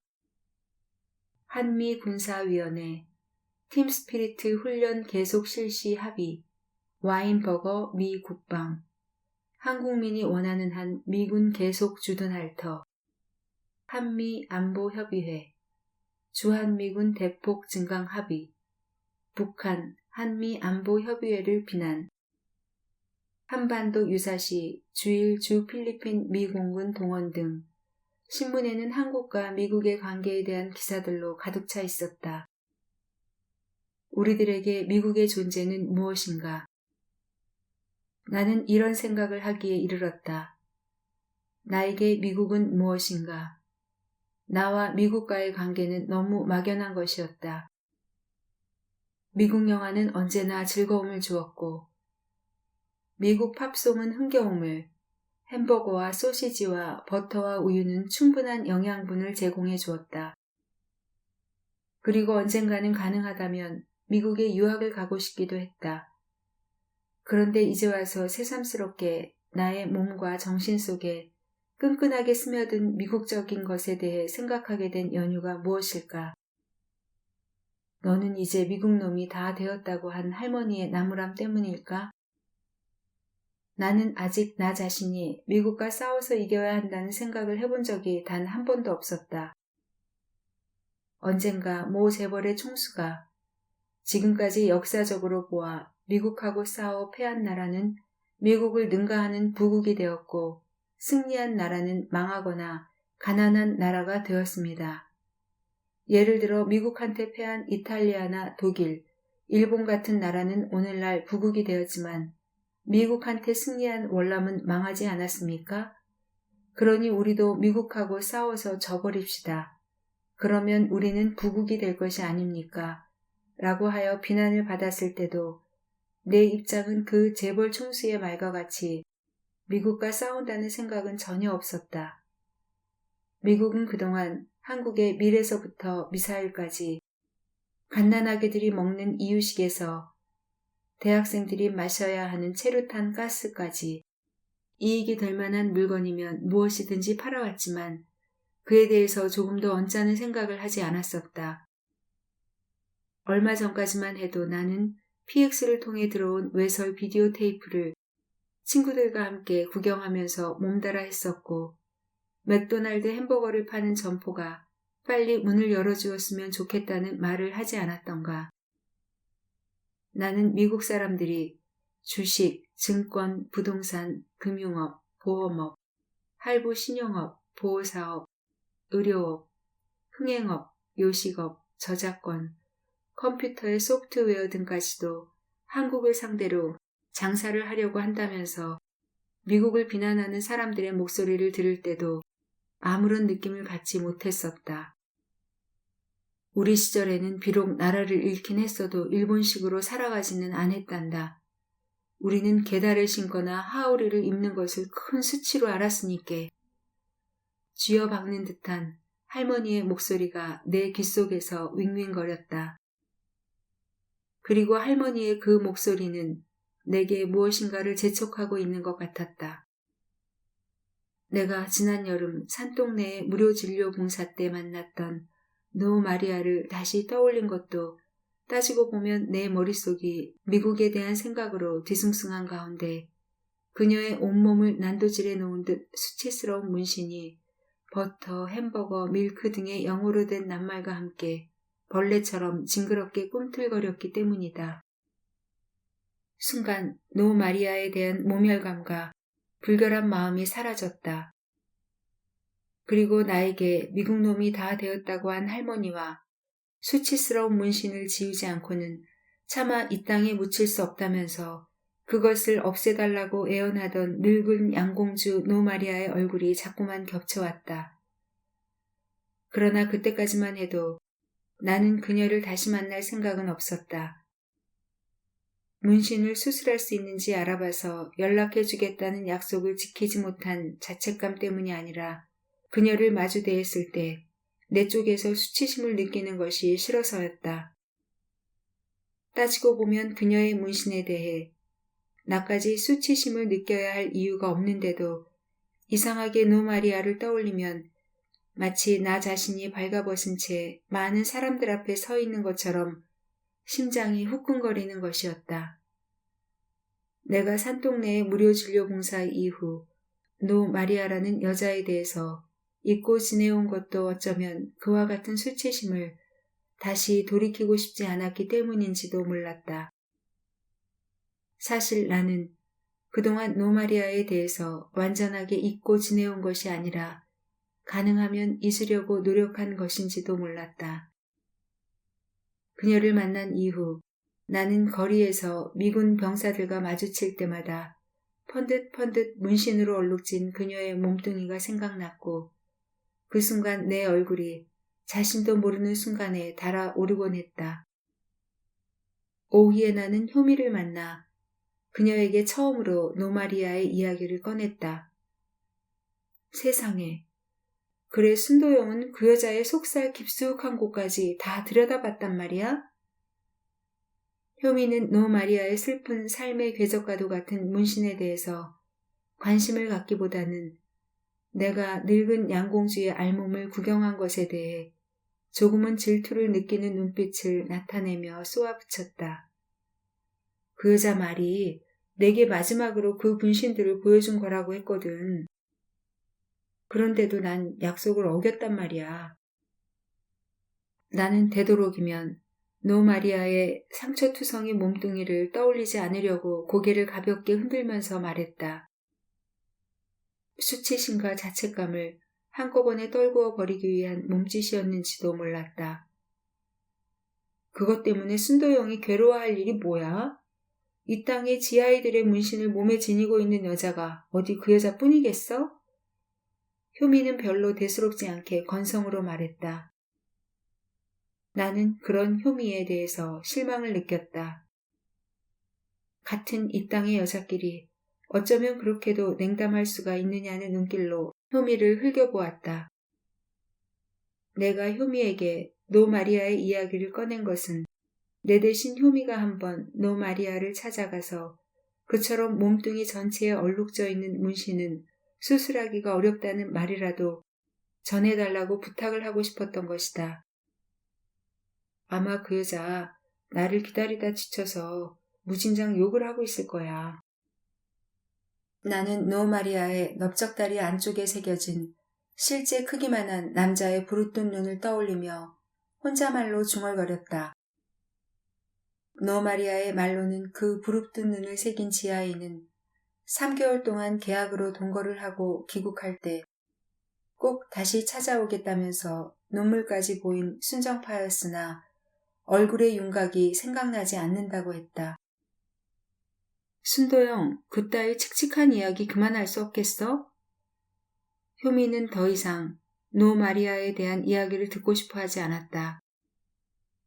그런 효미에게 노 마리아를 대신 좀 찾아가 달라는 부탁을 해봤자 거절을 당할 게 뻔하여 나는 아이의 부탁의 말을 꺼내지도 않았다. 그리고 효미의 말대로 화제를 바꿨다. 그러나 이상하게도 그날은 노 마리아에 대한 생각들이 나에게서 떠나지 않고 감동적인 연극을 보고 난 직후처럼 머릿속이 지끈거리는 것이었다. 노 마리아의 모습과 이상한 분위기를 자아내는 음습한 방이며 희끄무레한 불빛 사이로 얼핏 스쳐보았을 뿐인데도 강렬한 인상으로 남아있는 검은 얼굴의 젊은이와 움막처럼 초라한 그녀의 집 밖, 어두운 골목으로 흘러나온 저음의 색소폰 소리가 갑자기 나를 사로잡은 것이다.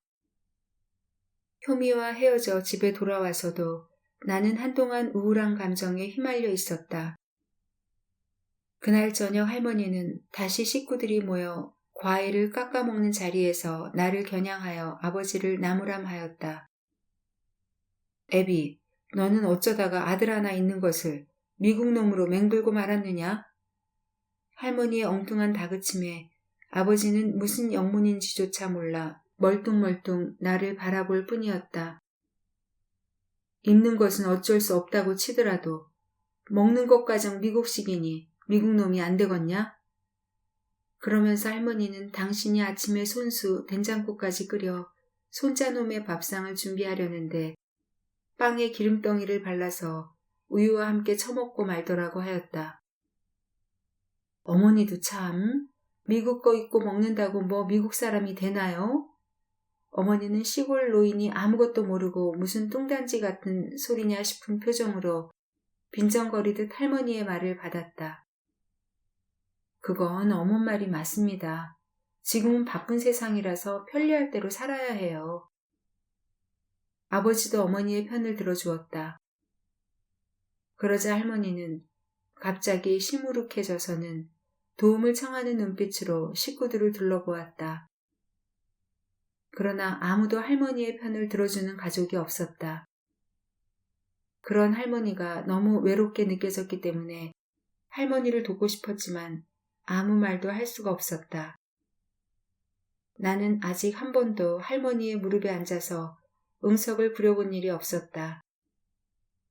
할아버지와 할머니는 도해지가 싫다면서 서울서 고속버스로 6시간이나 걸리는 남쪽 끄트머리 궁벽진 산골에 눌러 살기 때문에 그 거리만큼 아득하게 느껴졌다.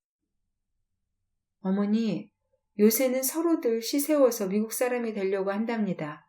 그래야 출세를 하거든요. 우리 순도도 졸업하면 미국에서 의사시험을 보게 할래요. 그래야 미국 시민권을 빨리 얻을 수가 있답니다요. 어머니의 말에 할머니는 펄쩍 놀라며 아버지를 보았다. 아범아, 시방 어멈이 무슨 말을 하고 있는 게냐? 걱정 마십시오. 순도가 장차 미국에서 살더라도 미국 사람이 되지는 않을 테니까요. 할머니가 묻고 아버지가 대답했다. 그러나 할머니의 물음은 사람이 죽고 사는 문제에 부딪혔을 때처럼 간절했으나 아버지의 대답은 건듯 스치는 바람과도 같이 가볍게 느껴졌다. 순도는 우리 집 장손이다. 내 아버지나 아범도 장손이기 땜시 조부님께서 외정 때 창씨계명을 못하게 하신 것이란다. 조부모님께서는 당신의 자식에게 외놈말도 못쓰게 하셨고 끝가정 단발을 못하게 하셨다. 아범도 그래서 다 크도록 댕기를 달고 댕기지 않았더냐? 순도는 우리 집안 11대 장손이 아니냐. 할머니는 아버지에게 타이르듯 말하고 방으로 들어가 버렸다. 아버지와 어머니는 할머니의 그 말을 새겨듣기는커녕 코끝으로 가볍게 퉁겨대는 표정으로 어줍지 않은 미소를 교환했다. 그날 밤 나는 텔레비전의 뉴스 화면에서 미국 문화원에 방화를 한 대학생들이 재판을 받고 철창버스에 실려가는 장면을 보았다. 그들의 표정은 조금도 비굴하거나 나약해 보이지 않았다. 그들의 눈빛은 나를 겨냥한 총구처럼 싸늘하게 보였으나 살기를 느낄 수는 없었다. 나는 그들을 보는 순간 섬찟한 아픔과 두려움을 동시에 느꼈다. 그리고 그 순간 이상하게도 노 마리아의 문신으로 얼룩진 몸뚱이가 떠올랐다. 저 미친놈들, 하라는 공부는 안 하고 하필이면 왜 미국문화원에 불을 질러? 저놈들 명색이 대학생들이 돼갖고 누가 우리 편이고 누가 적인지조차 구별 못한 걸 보니 헛배웠구나. 아버지는 철창 버스에 실려가는 대학생들을 보며 혀를 차면서 나를 보았으나 나는 아무런 대꾸도 하지 않았다. 미국이 아니면 우리나라가 소련 땅이 된다는 것을 나도 아는데 저놈들은 그것도 모르는 걸 보니 바보 천치들이네요.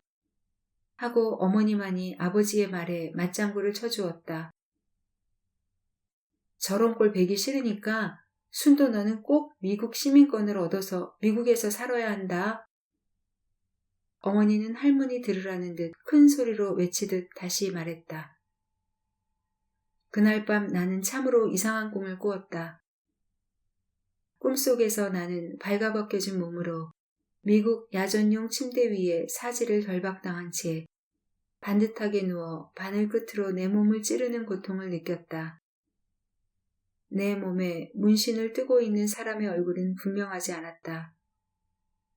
때로는 검거나 흰 얼굴의 지 아이들로 보이는가 하면 아버지와 어머니의 얼굴로 변하기도 했다.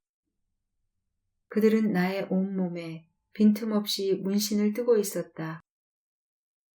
그런데 그 문신은 하트앤에로우의 심장을 뚫은 화살 표시가 아니라 길쭉한 소시지에서부터 햄버거, 내가 좋아하는 미국 가수 마돈나의 얼굴, 체루탄 가스, 심지어는 핵폭탄이 터질 때의 버섯구름 모양 등 갖가지였다. 나는 문신을 뜨고 있는 사람이 바늘 끝으로 너무 깊숙이 내 피부를 쪼아댔기 때문에 아픔을 견뎌낼 수가 없었다.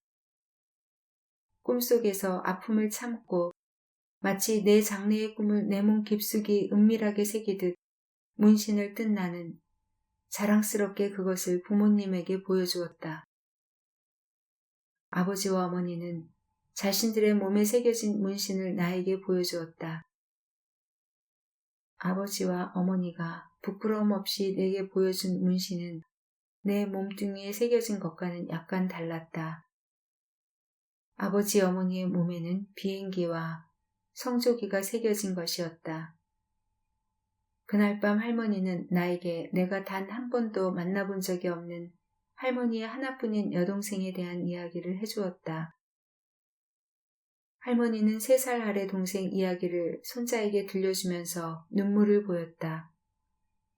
이 헬미는 내 동생이 외놈들한테 끌려가는 것을 보았단다. 그때 이 헬미는 시집을 가서 내 애비를 뵌 지 넉 달이 되었고 내 동생 똘박내는 17살이었다. 헬미는 그때 우리 아버지 제사 땜시 친정에 가 있었지. 외놈들은 낙거 정도 끌어가라고 하기에 애기를 뵀다고 하니께 참말이냐면서 그 흉측한 손으로 내 배를 만져보고는 그냥 가더라. 내 동생 똘박내는 우리 아버지 제삿날에 외놈들 차에 실려간 후 소식이 끊겨버렸다. 해방인가 뭔가 되자 징응에 끌려갔던 사람들도 돌아왔는데도 내 동생 똘박내는 돌아오지 않았다. 내 생각에 내 동생 똘박내는 죽지 않고 살아있을 것만 같단다. 살아있음 싫어도 부끄러워서 차마 못 들어온 것이 아닌가 하는 생각이 드는구나. 틀림없이 못 돌아오는겨. 할머니가 이야기해준 할머니의 동생은 정신대로 끌려간 것이었다. 할머니는 이야기를 끝내고 나서 내 눈을 가깝게 들여다보면서 할머니의 동생 이야기를 잊으면 안 된다고 일렀다. 이 이야기는 내 애미나 애미도 모른다. 그러니 너 혼자만 알고 있어야 한다. 네 애미나 애비가 알아봤자 아무 소용이 없는겨. 되려 부끄러운 이야기라고 듣지도 않으려고 할 거요. 그래도 너만은 알아야 한다. 그리고 잊지 말아야 한다. 나는 할머니의 동생 이야기에 대해 흥미를 느꼈다. 일제 때 많은 여자들이 정신대로 끌려갔다는 이야기는 들었지만 바로 나의 이모 할머니가 밀림의 전장에서 일본 병사들의 위안부였다는 사실이 나로 하여금 지나간 역사를 다시 인식하게 해주었다. 나는 할머니에게 이모 할머니가 끌려갈 때의 모습을 자세히 이야기해달라고 했다. 그러나 할머니는 동생이 끌려간 광경이 중요한 것이 아니라고 하면서 지금 그 이모 할머니의 이야기를 기억하려고 하는 사람이 없다는 것이 슬픈 일이라고 한탄했다. 그건 네 애비애미도 마찬가지요. 그래도 너는 잊어서는 안 된다. 이 할미 죽고 나면 내 이모 할머니 이야기를 아는 사람은 이 세상에 너 하나뿐인겨.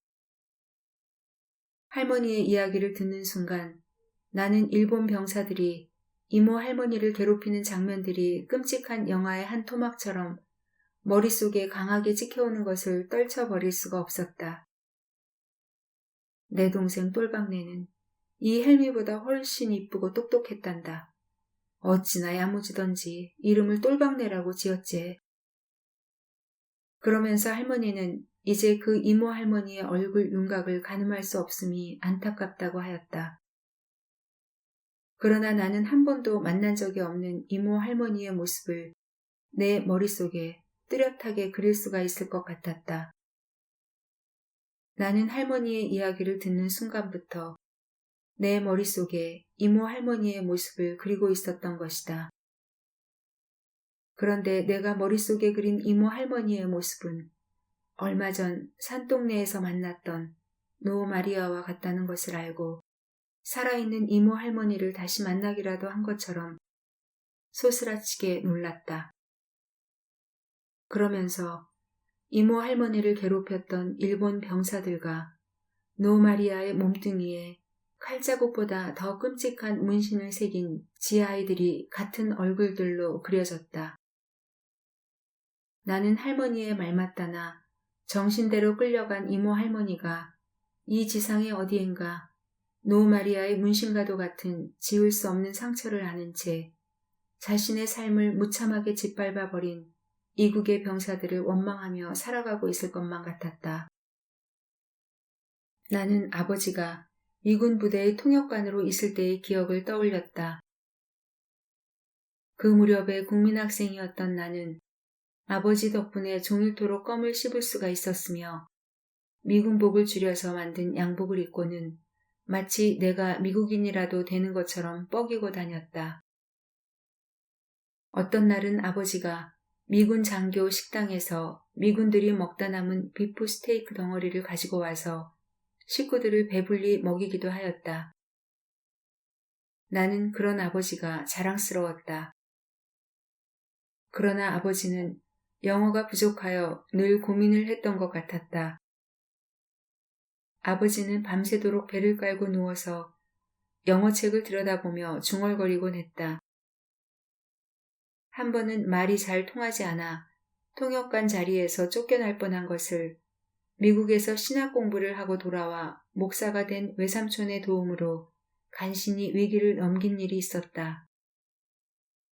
아버지의 통역 실력이 별것이 아니라는 것을 알게 된 것은 내가 중학교에 들어가서 영어를 배우면서부터였다. 아버지는 내가 배우고 있는 중학교 1학년 교과서에 나오는 단어의 뜻조차 제대로 알지 못했다. 그것을 알게 된 나는 그때까지 아버지에 대한 자랑스러움이 연민으로 바뀌어지고 말았다. 영어를 알지도 못하면서 식구들을 먹여 살리기 위해 통역관 자리를 놓치지 않으려고 바둥거리는 아버지가 너무 불쌍하게 여겨져 울고 싶었다.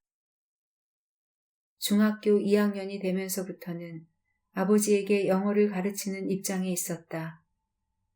나는 아버지가 미군들로부터 무시당하지 않도록 하기 위해 열심히 영어 공부를 하여 아버지를 가르쳤다. 그러나 아버지가 더 불쌍하게 생각된 것은 다른 일 때문이다. 아버지가 미군의 투쟁이 노릇을 하는 것을 보았을 때 나는 너무 슬프고 화가 나서 집에 들어가기조차 싫었다.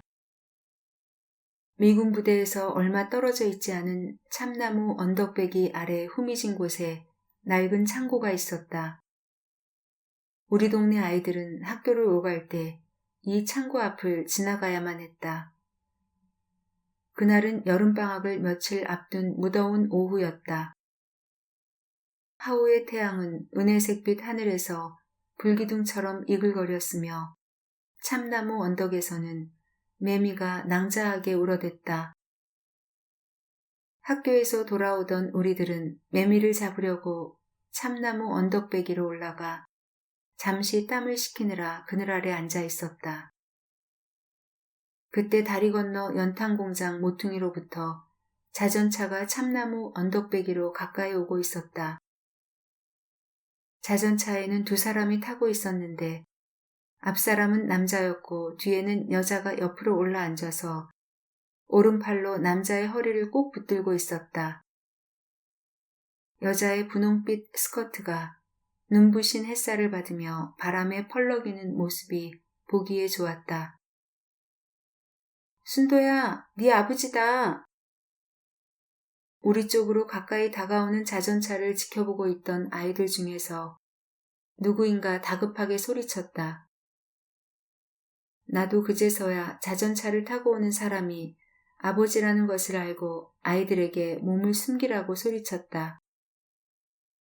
아버지 혼자 자전차를 타고 있었더라면 언덕배기 아래로 뛰어내려가 아버지를 외쳐 불렀을 터인데 아버지 뒤에 타고 있는 분홍빛 스커트를 바람에 날리는 여자 때문에 나도 모르게 숨고 싶었던 것이었다. 민주 어머니다. 참나무 뒤에 몸을 숨긴 아이들 중에서 누구인가 다시 나지막하게 그러나 큰 비밀을 알아내기라도 한 듯 호기심에 들뜬 목소리로 다급하게 속삭였다.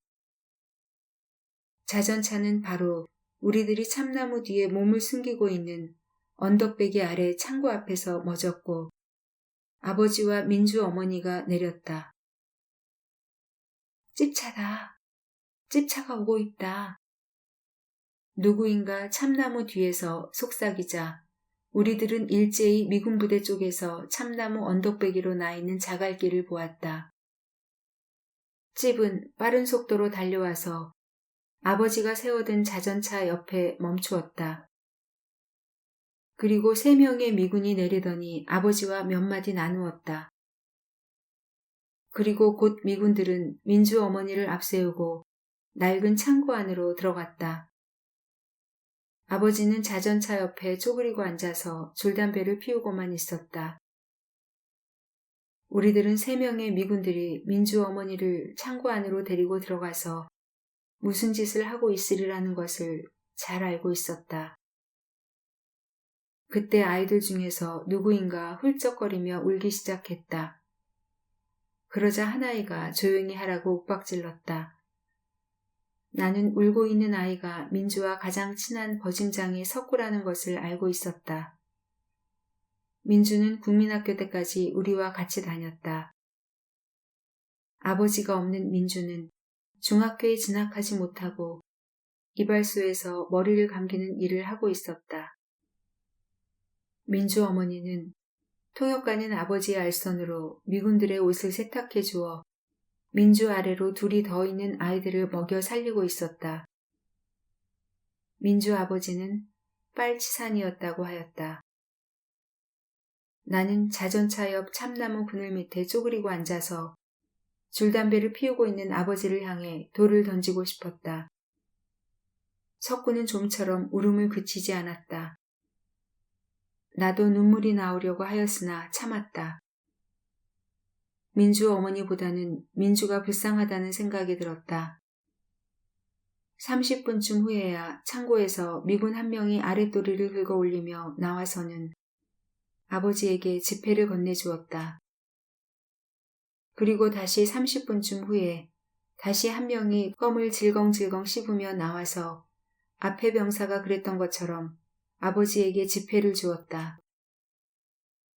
마지막 세 번째의 미군은 훨씬 후에 휘바람을 쌩쌩 불며 나왔다. 세 번째의 미군이 나오자 그들은 찝에 올라 노래를 부르며 느린 속도로 사라져갔다. 창고 안에서 민주 어머니가 나온 것은 미군들이 사라지고도 반시간쯤 후였다. 아버지는 민주 어머니를 자전차에 태우고 다리를 건너 동네 쪽으로 멀어져 갔다. 아버지가 다리를 다 건널 때쯤 우리들은 화살처럼 창고를 향해 뛰어내려갔다. 그때까지도 석구는 울고 있었다. 창고 안에는 야전용 침대가 시체처럼 덩그렇게 놓여져 있었다. 석구가 발로 야전용 침대를 차면서 누구에겐가 욕을 퍼부어댔다. 나는 석구가 내 아버지에게 욕을 하고 있는 것이라고 생각했다. 어떤 아이는 그 침대에 오줌을 갈겨대기도 했다. 그날 이후 우리들은 여러 차례 미군들이 민주 어머니를 창고 안으로 데리고 들어가는 것을 목격했다. 미군들은 민주 어머니가 아닌 다른 여자들을 데리고 들어갈 때도 있었다. 그리고 아버지가 오지 않을 때도 있었다. 아버지가 오지 않은 어느 날 우리들은 미군 2명이 민주 어머니가 아닌 낯선 여자를 데리고 들어가는 것을 보고 일제히 창고에 돌을 던지고 언덕배기 너머로 도망쳤다.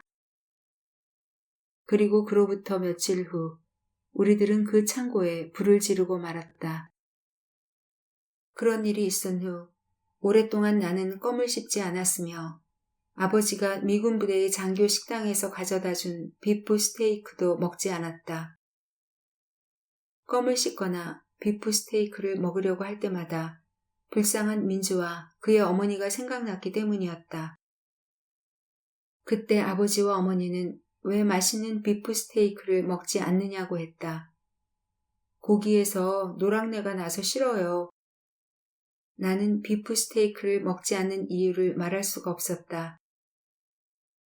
내가 껌을 다시 씹고 비프 스테이크를 먹기 시작한 것은 아버지가 통역관을 그만두고 서울로 이사를 하여 고등학교에 다니면서부터였다. 그러나 내가 다시 씹기 시작한 그 껌은 분명히 한국산이었고 비프 스테이크 역시 미군 장교들이 먹다가 남긴 것이 아니었다. 그러나 나는 그 후 민주와 민주 어머니를 까맣게 잊고 살았으며 참나무 언덕배기 창고에서 있었던 일도 애써 떠올리고 싶지가 않았다. 나는 중학교 때보다 더 열심히 영어 공부를 하였으며 아버지가 원하는 대학에 진학할 수 있었다. 그리고 할머니의 말처럼 나도 모르는 사이에 미국식으로 변해버린 것이었다. 나는 이제 와서야 어려서 기지촌에서 살던 때의 일이 선명하게 되살아났다.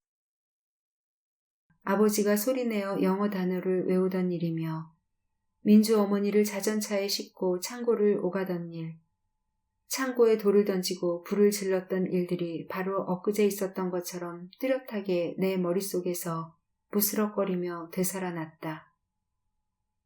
나는 갑자기 어머니에게 민주 어머니의 소식을 물었다.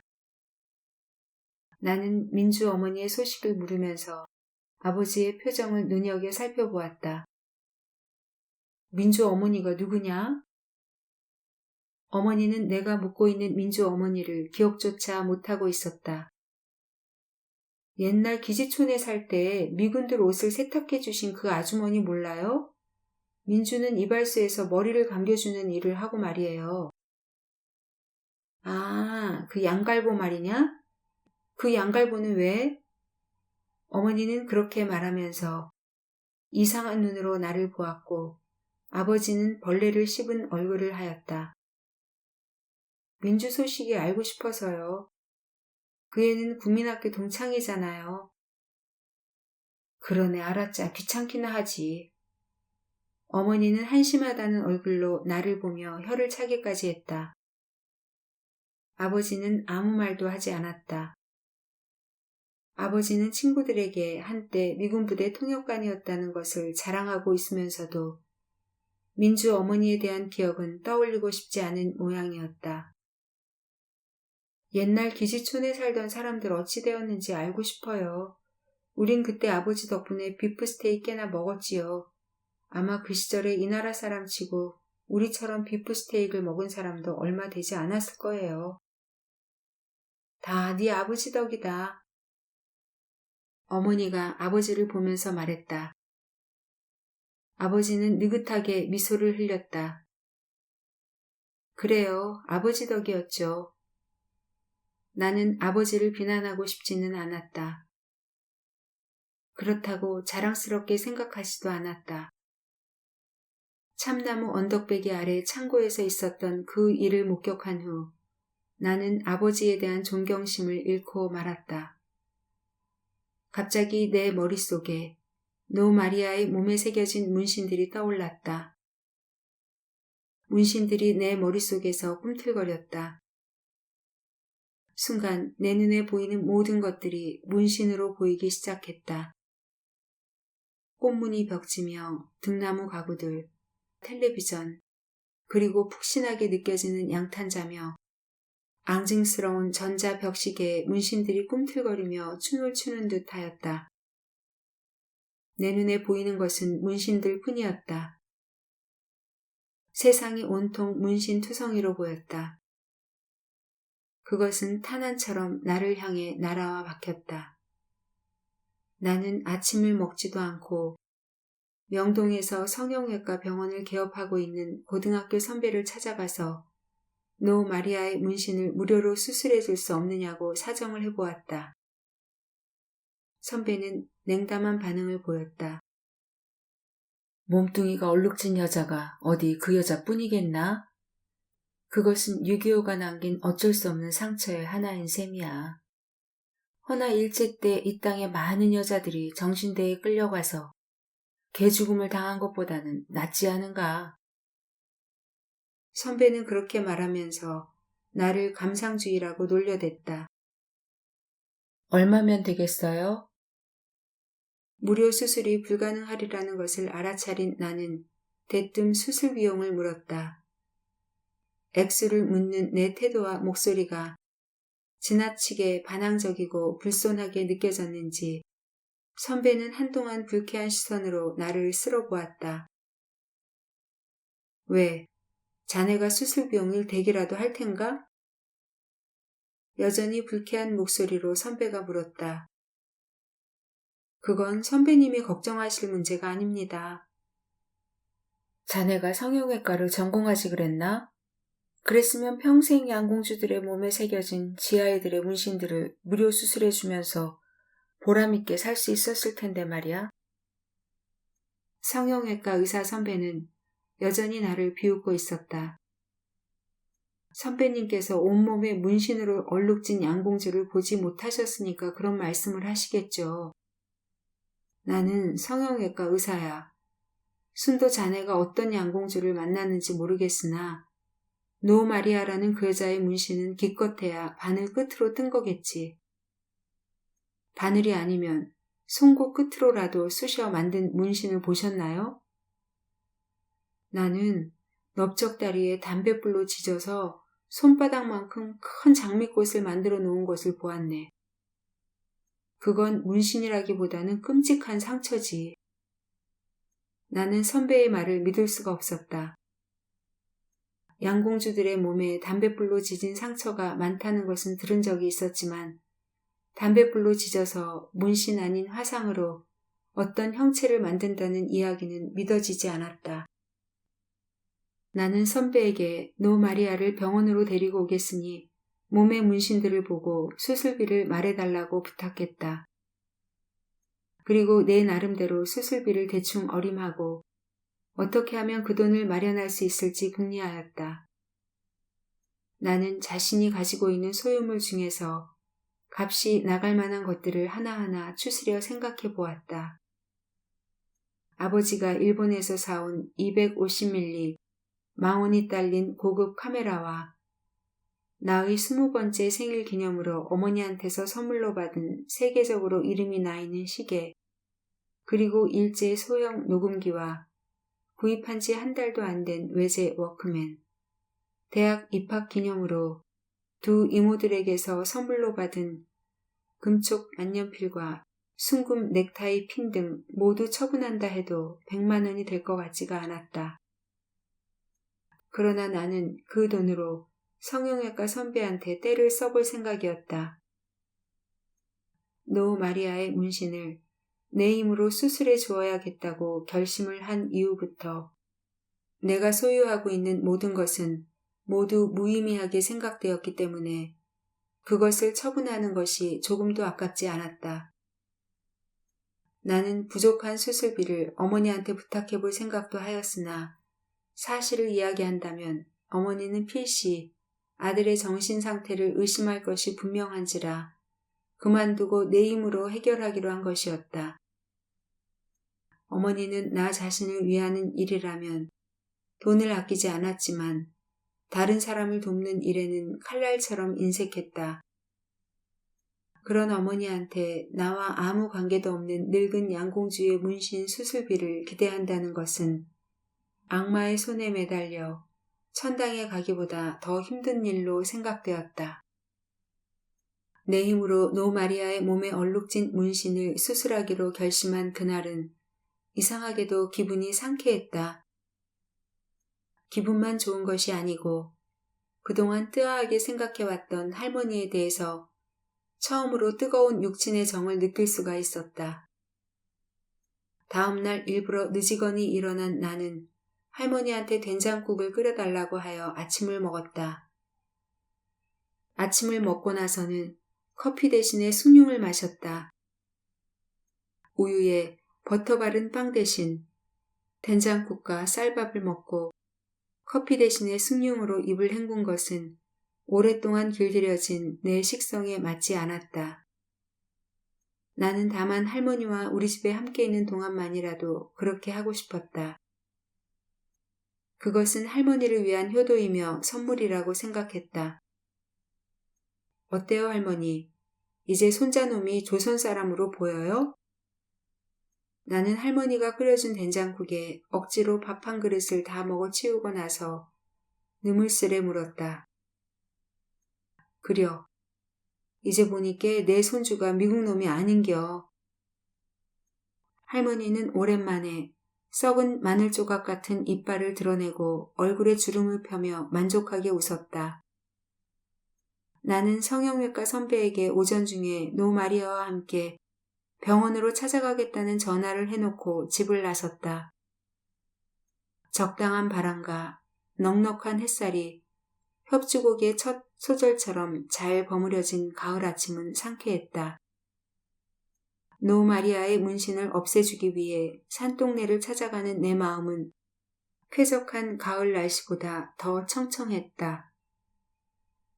지금까지 단 한 번도 순수한 자의대로 남을 도와보지 않았던 나로서는 실로 가슴 벅찬 흥분을 느꼈다.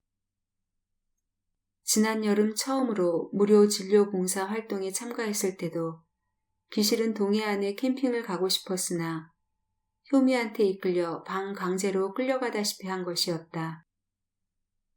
지금껏 나는 아버지와 어머니가 그렇듯이 남에게 피해를 끼치지 않는 대신 남을 돕거나 도움을 기대하지도 않고 오로지 자기 본의대로 사는 것을 최상의 방법으로 생각해왔기 때문에 이웃의 고통을 나누어 갖는다는 일은 상상할 수도 없었다. 나는 산동네를 올라가는 골목 어기 약국 앞에서 택시를 먹게 하였다. 약국 앞 큰 길 건너편에는 12층 호텔 건물이 금화조의 날개처럼 윤기가 자르르한 가을 아침의 햇살 속에서 오만하게 버티고 있었다. 지난 여름 무료 진료 봉사 때 이 호텔의 나이트 클럽에서는 밤마다 요란한 음악 소리가 흘러나와 봉사대원들과 산동네 사람들의 마음을 후벼 파곤 했었다. 그리고 나와 효미는 어느 날 밤 봉사대원들로부터 슬며시 빠져나와 이 호텔의 11층 객실에서 장래에 대한 아무런 기약도 없는 살풀이를 하였다. 나는 한동안 약국 앞에 서서 작은 집들이 그들의 소박한 꿈처럼 다닥다닥 붙어있는 산동네를 올려다보고 있었다.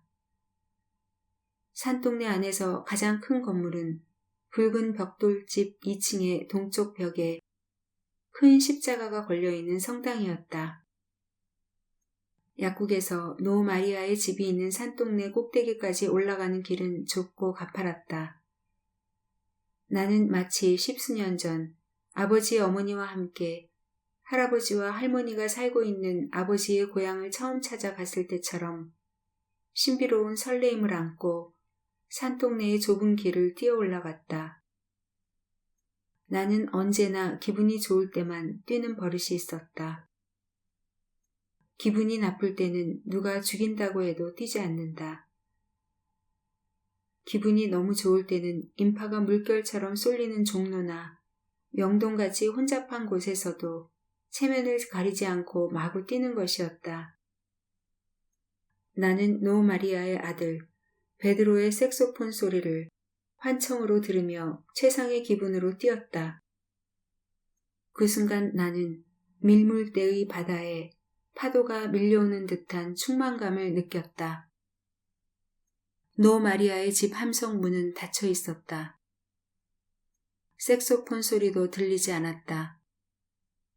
낮에 본 그녀의 집은 훨씬 초라했다.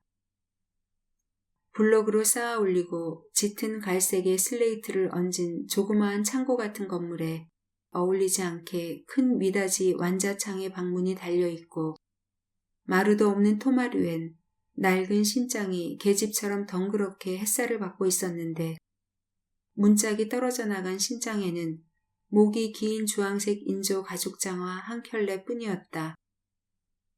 나는 함성문을 밀치고 블록 창고 같은 집 안으로 들어서며 헛기침으로 인기척을 냈다. 그때까지도 나는 노 마리아에게 기쁜 소식을 전하려고 하는 순간의 설레임으로 약간 들뜬 기분이었다. 실례합니다. 계십니까? 나는 자신의 넘치는 목소리로 주인을 찾았다. 완자창의 미닫이가 열린 것은 그로부터 한참 후였다.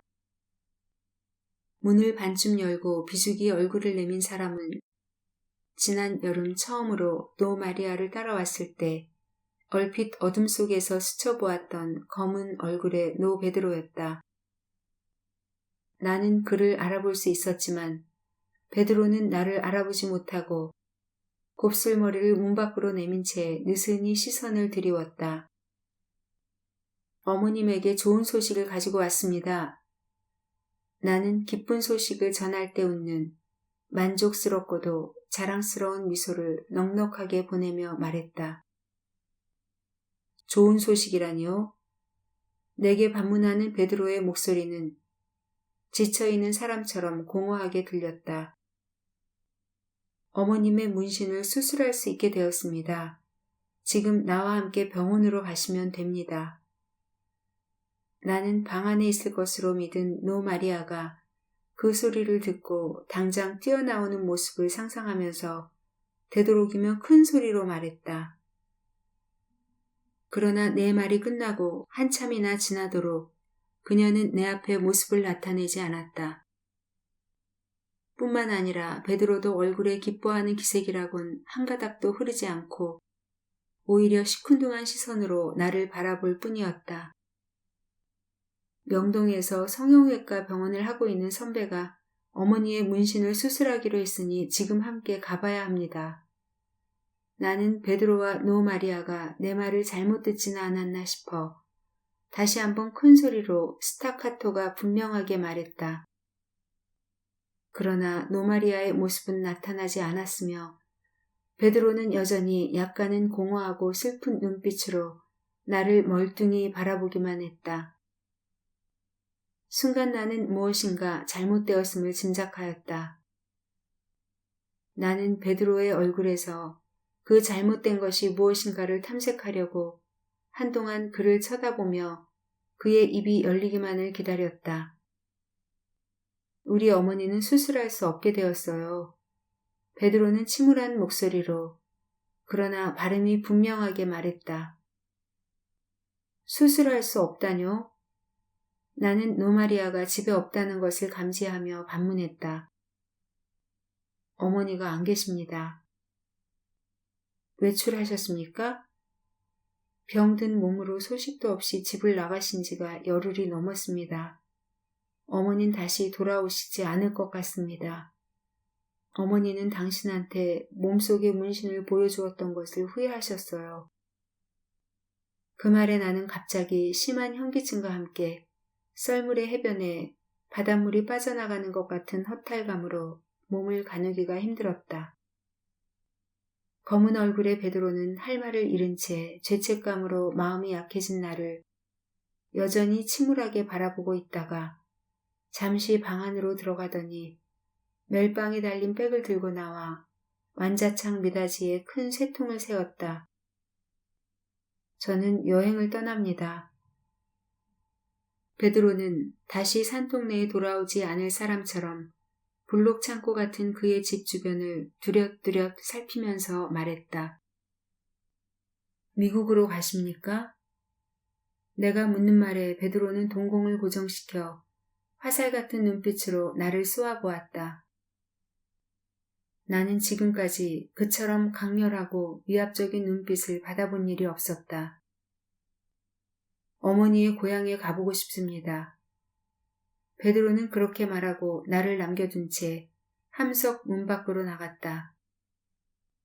그는 뒤도 돌아보지 않은 채 얼굴 색깔과 비슷한 검은 다갈색의 백을 등에 메고 무거운 발걸음으로 천천히 산동네를 내려갔다. 나는 그의 모습이 보이지 않을 때까지 노 마리아의 집 함석 문 옆에 서 있었다.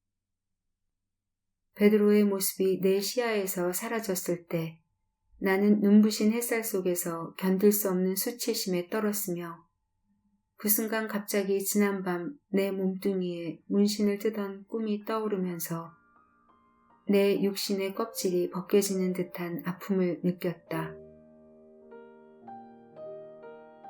문순태 작가의 문신의 땅이었습니다. 오늘도 윤희의 책과 함께 해주셔서 감사합니다.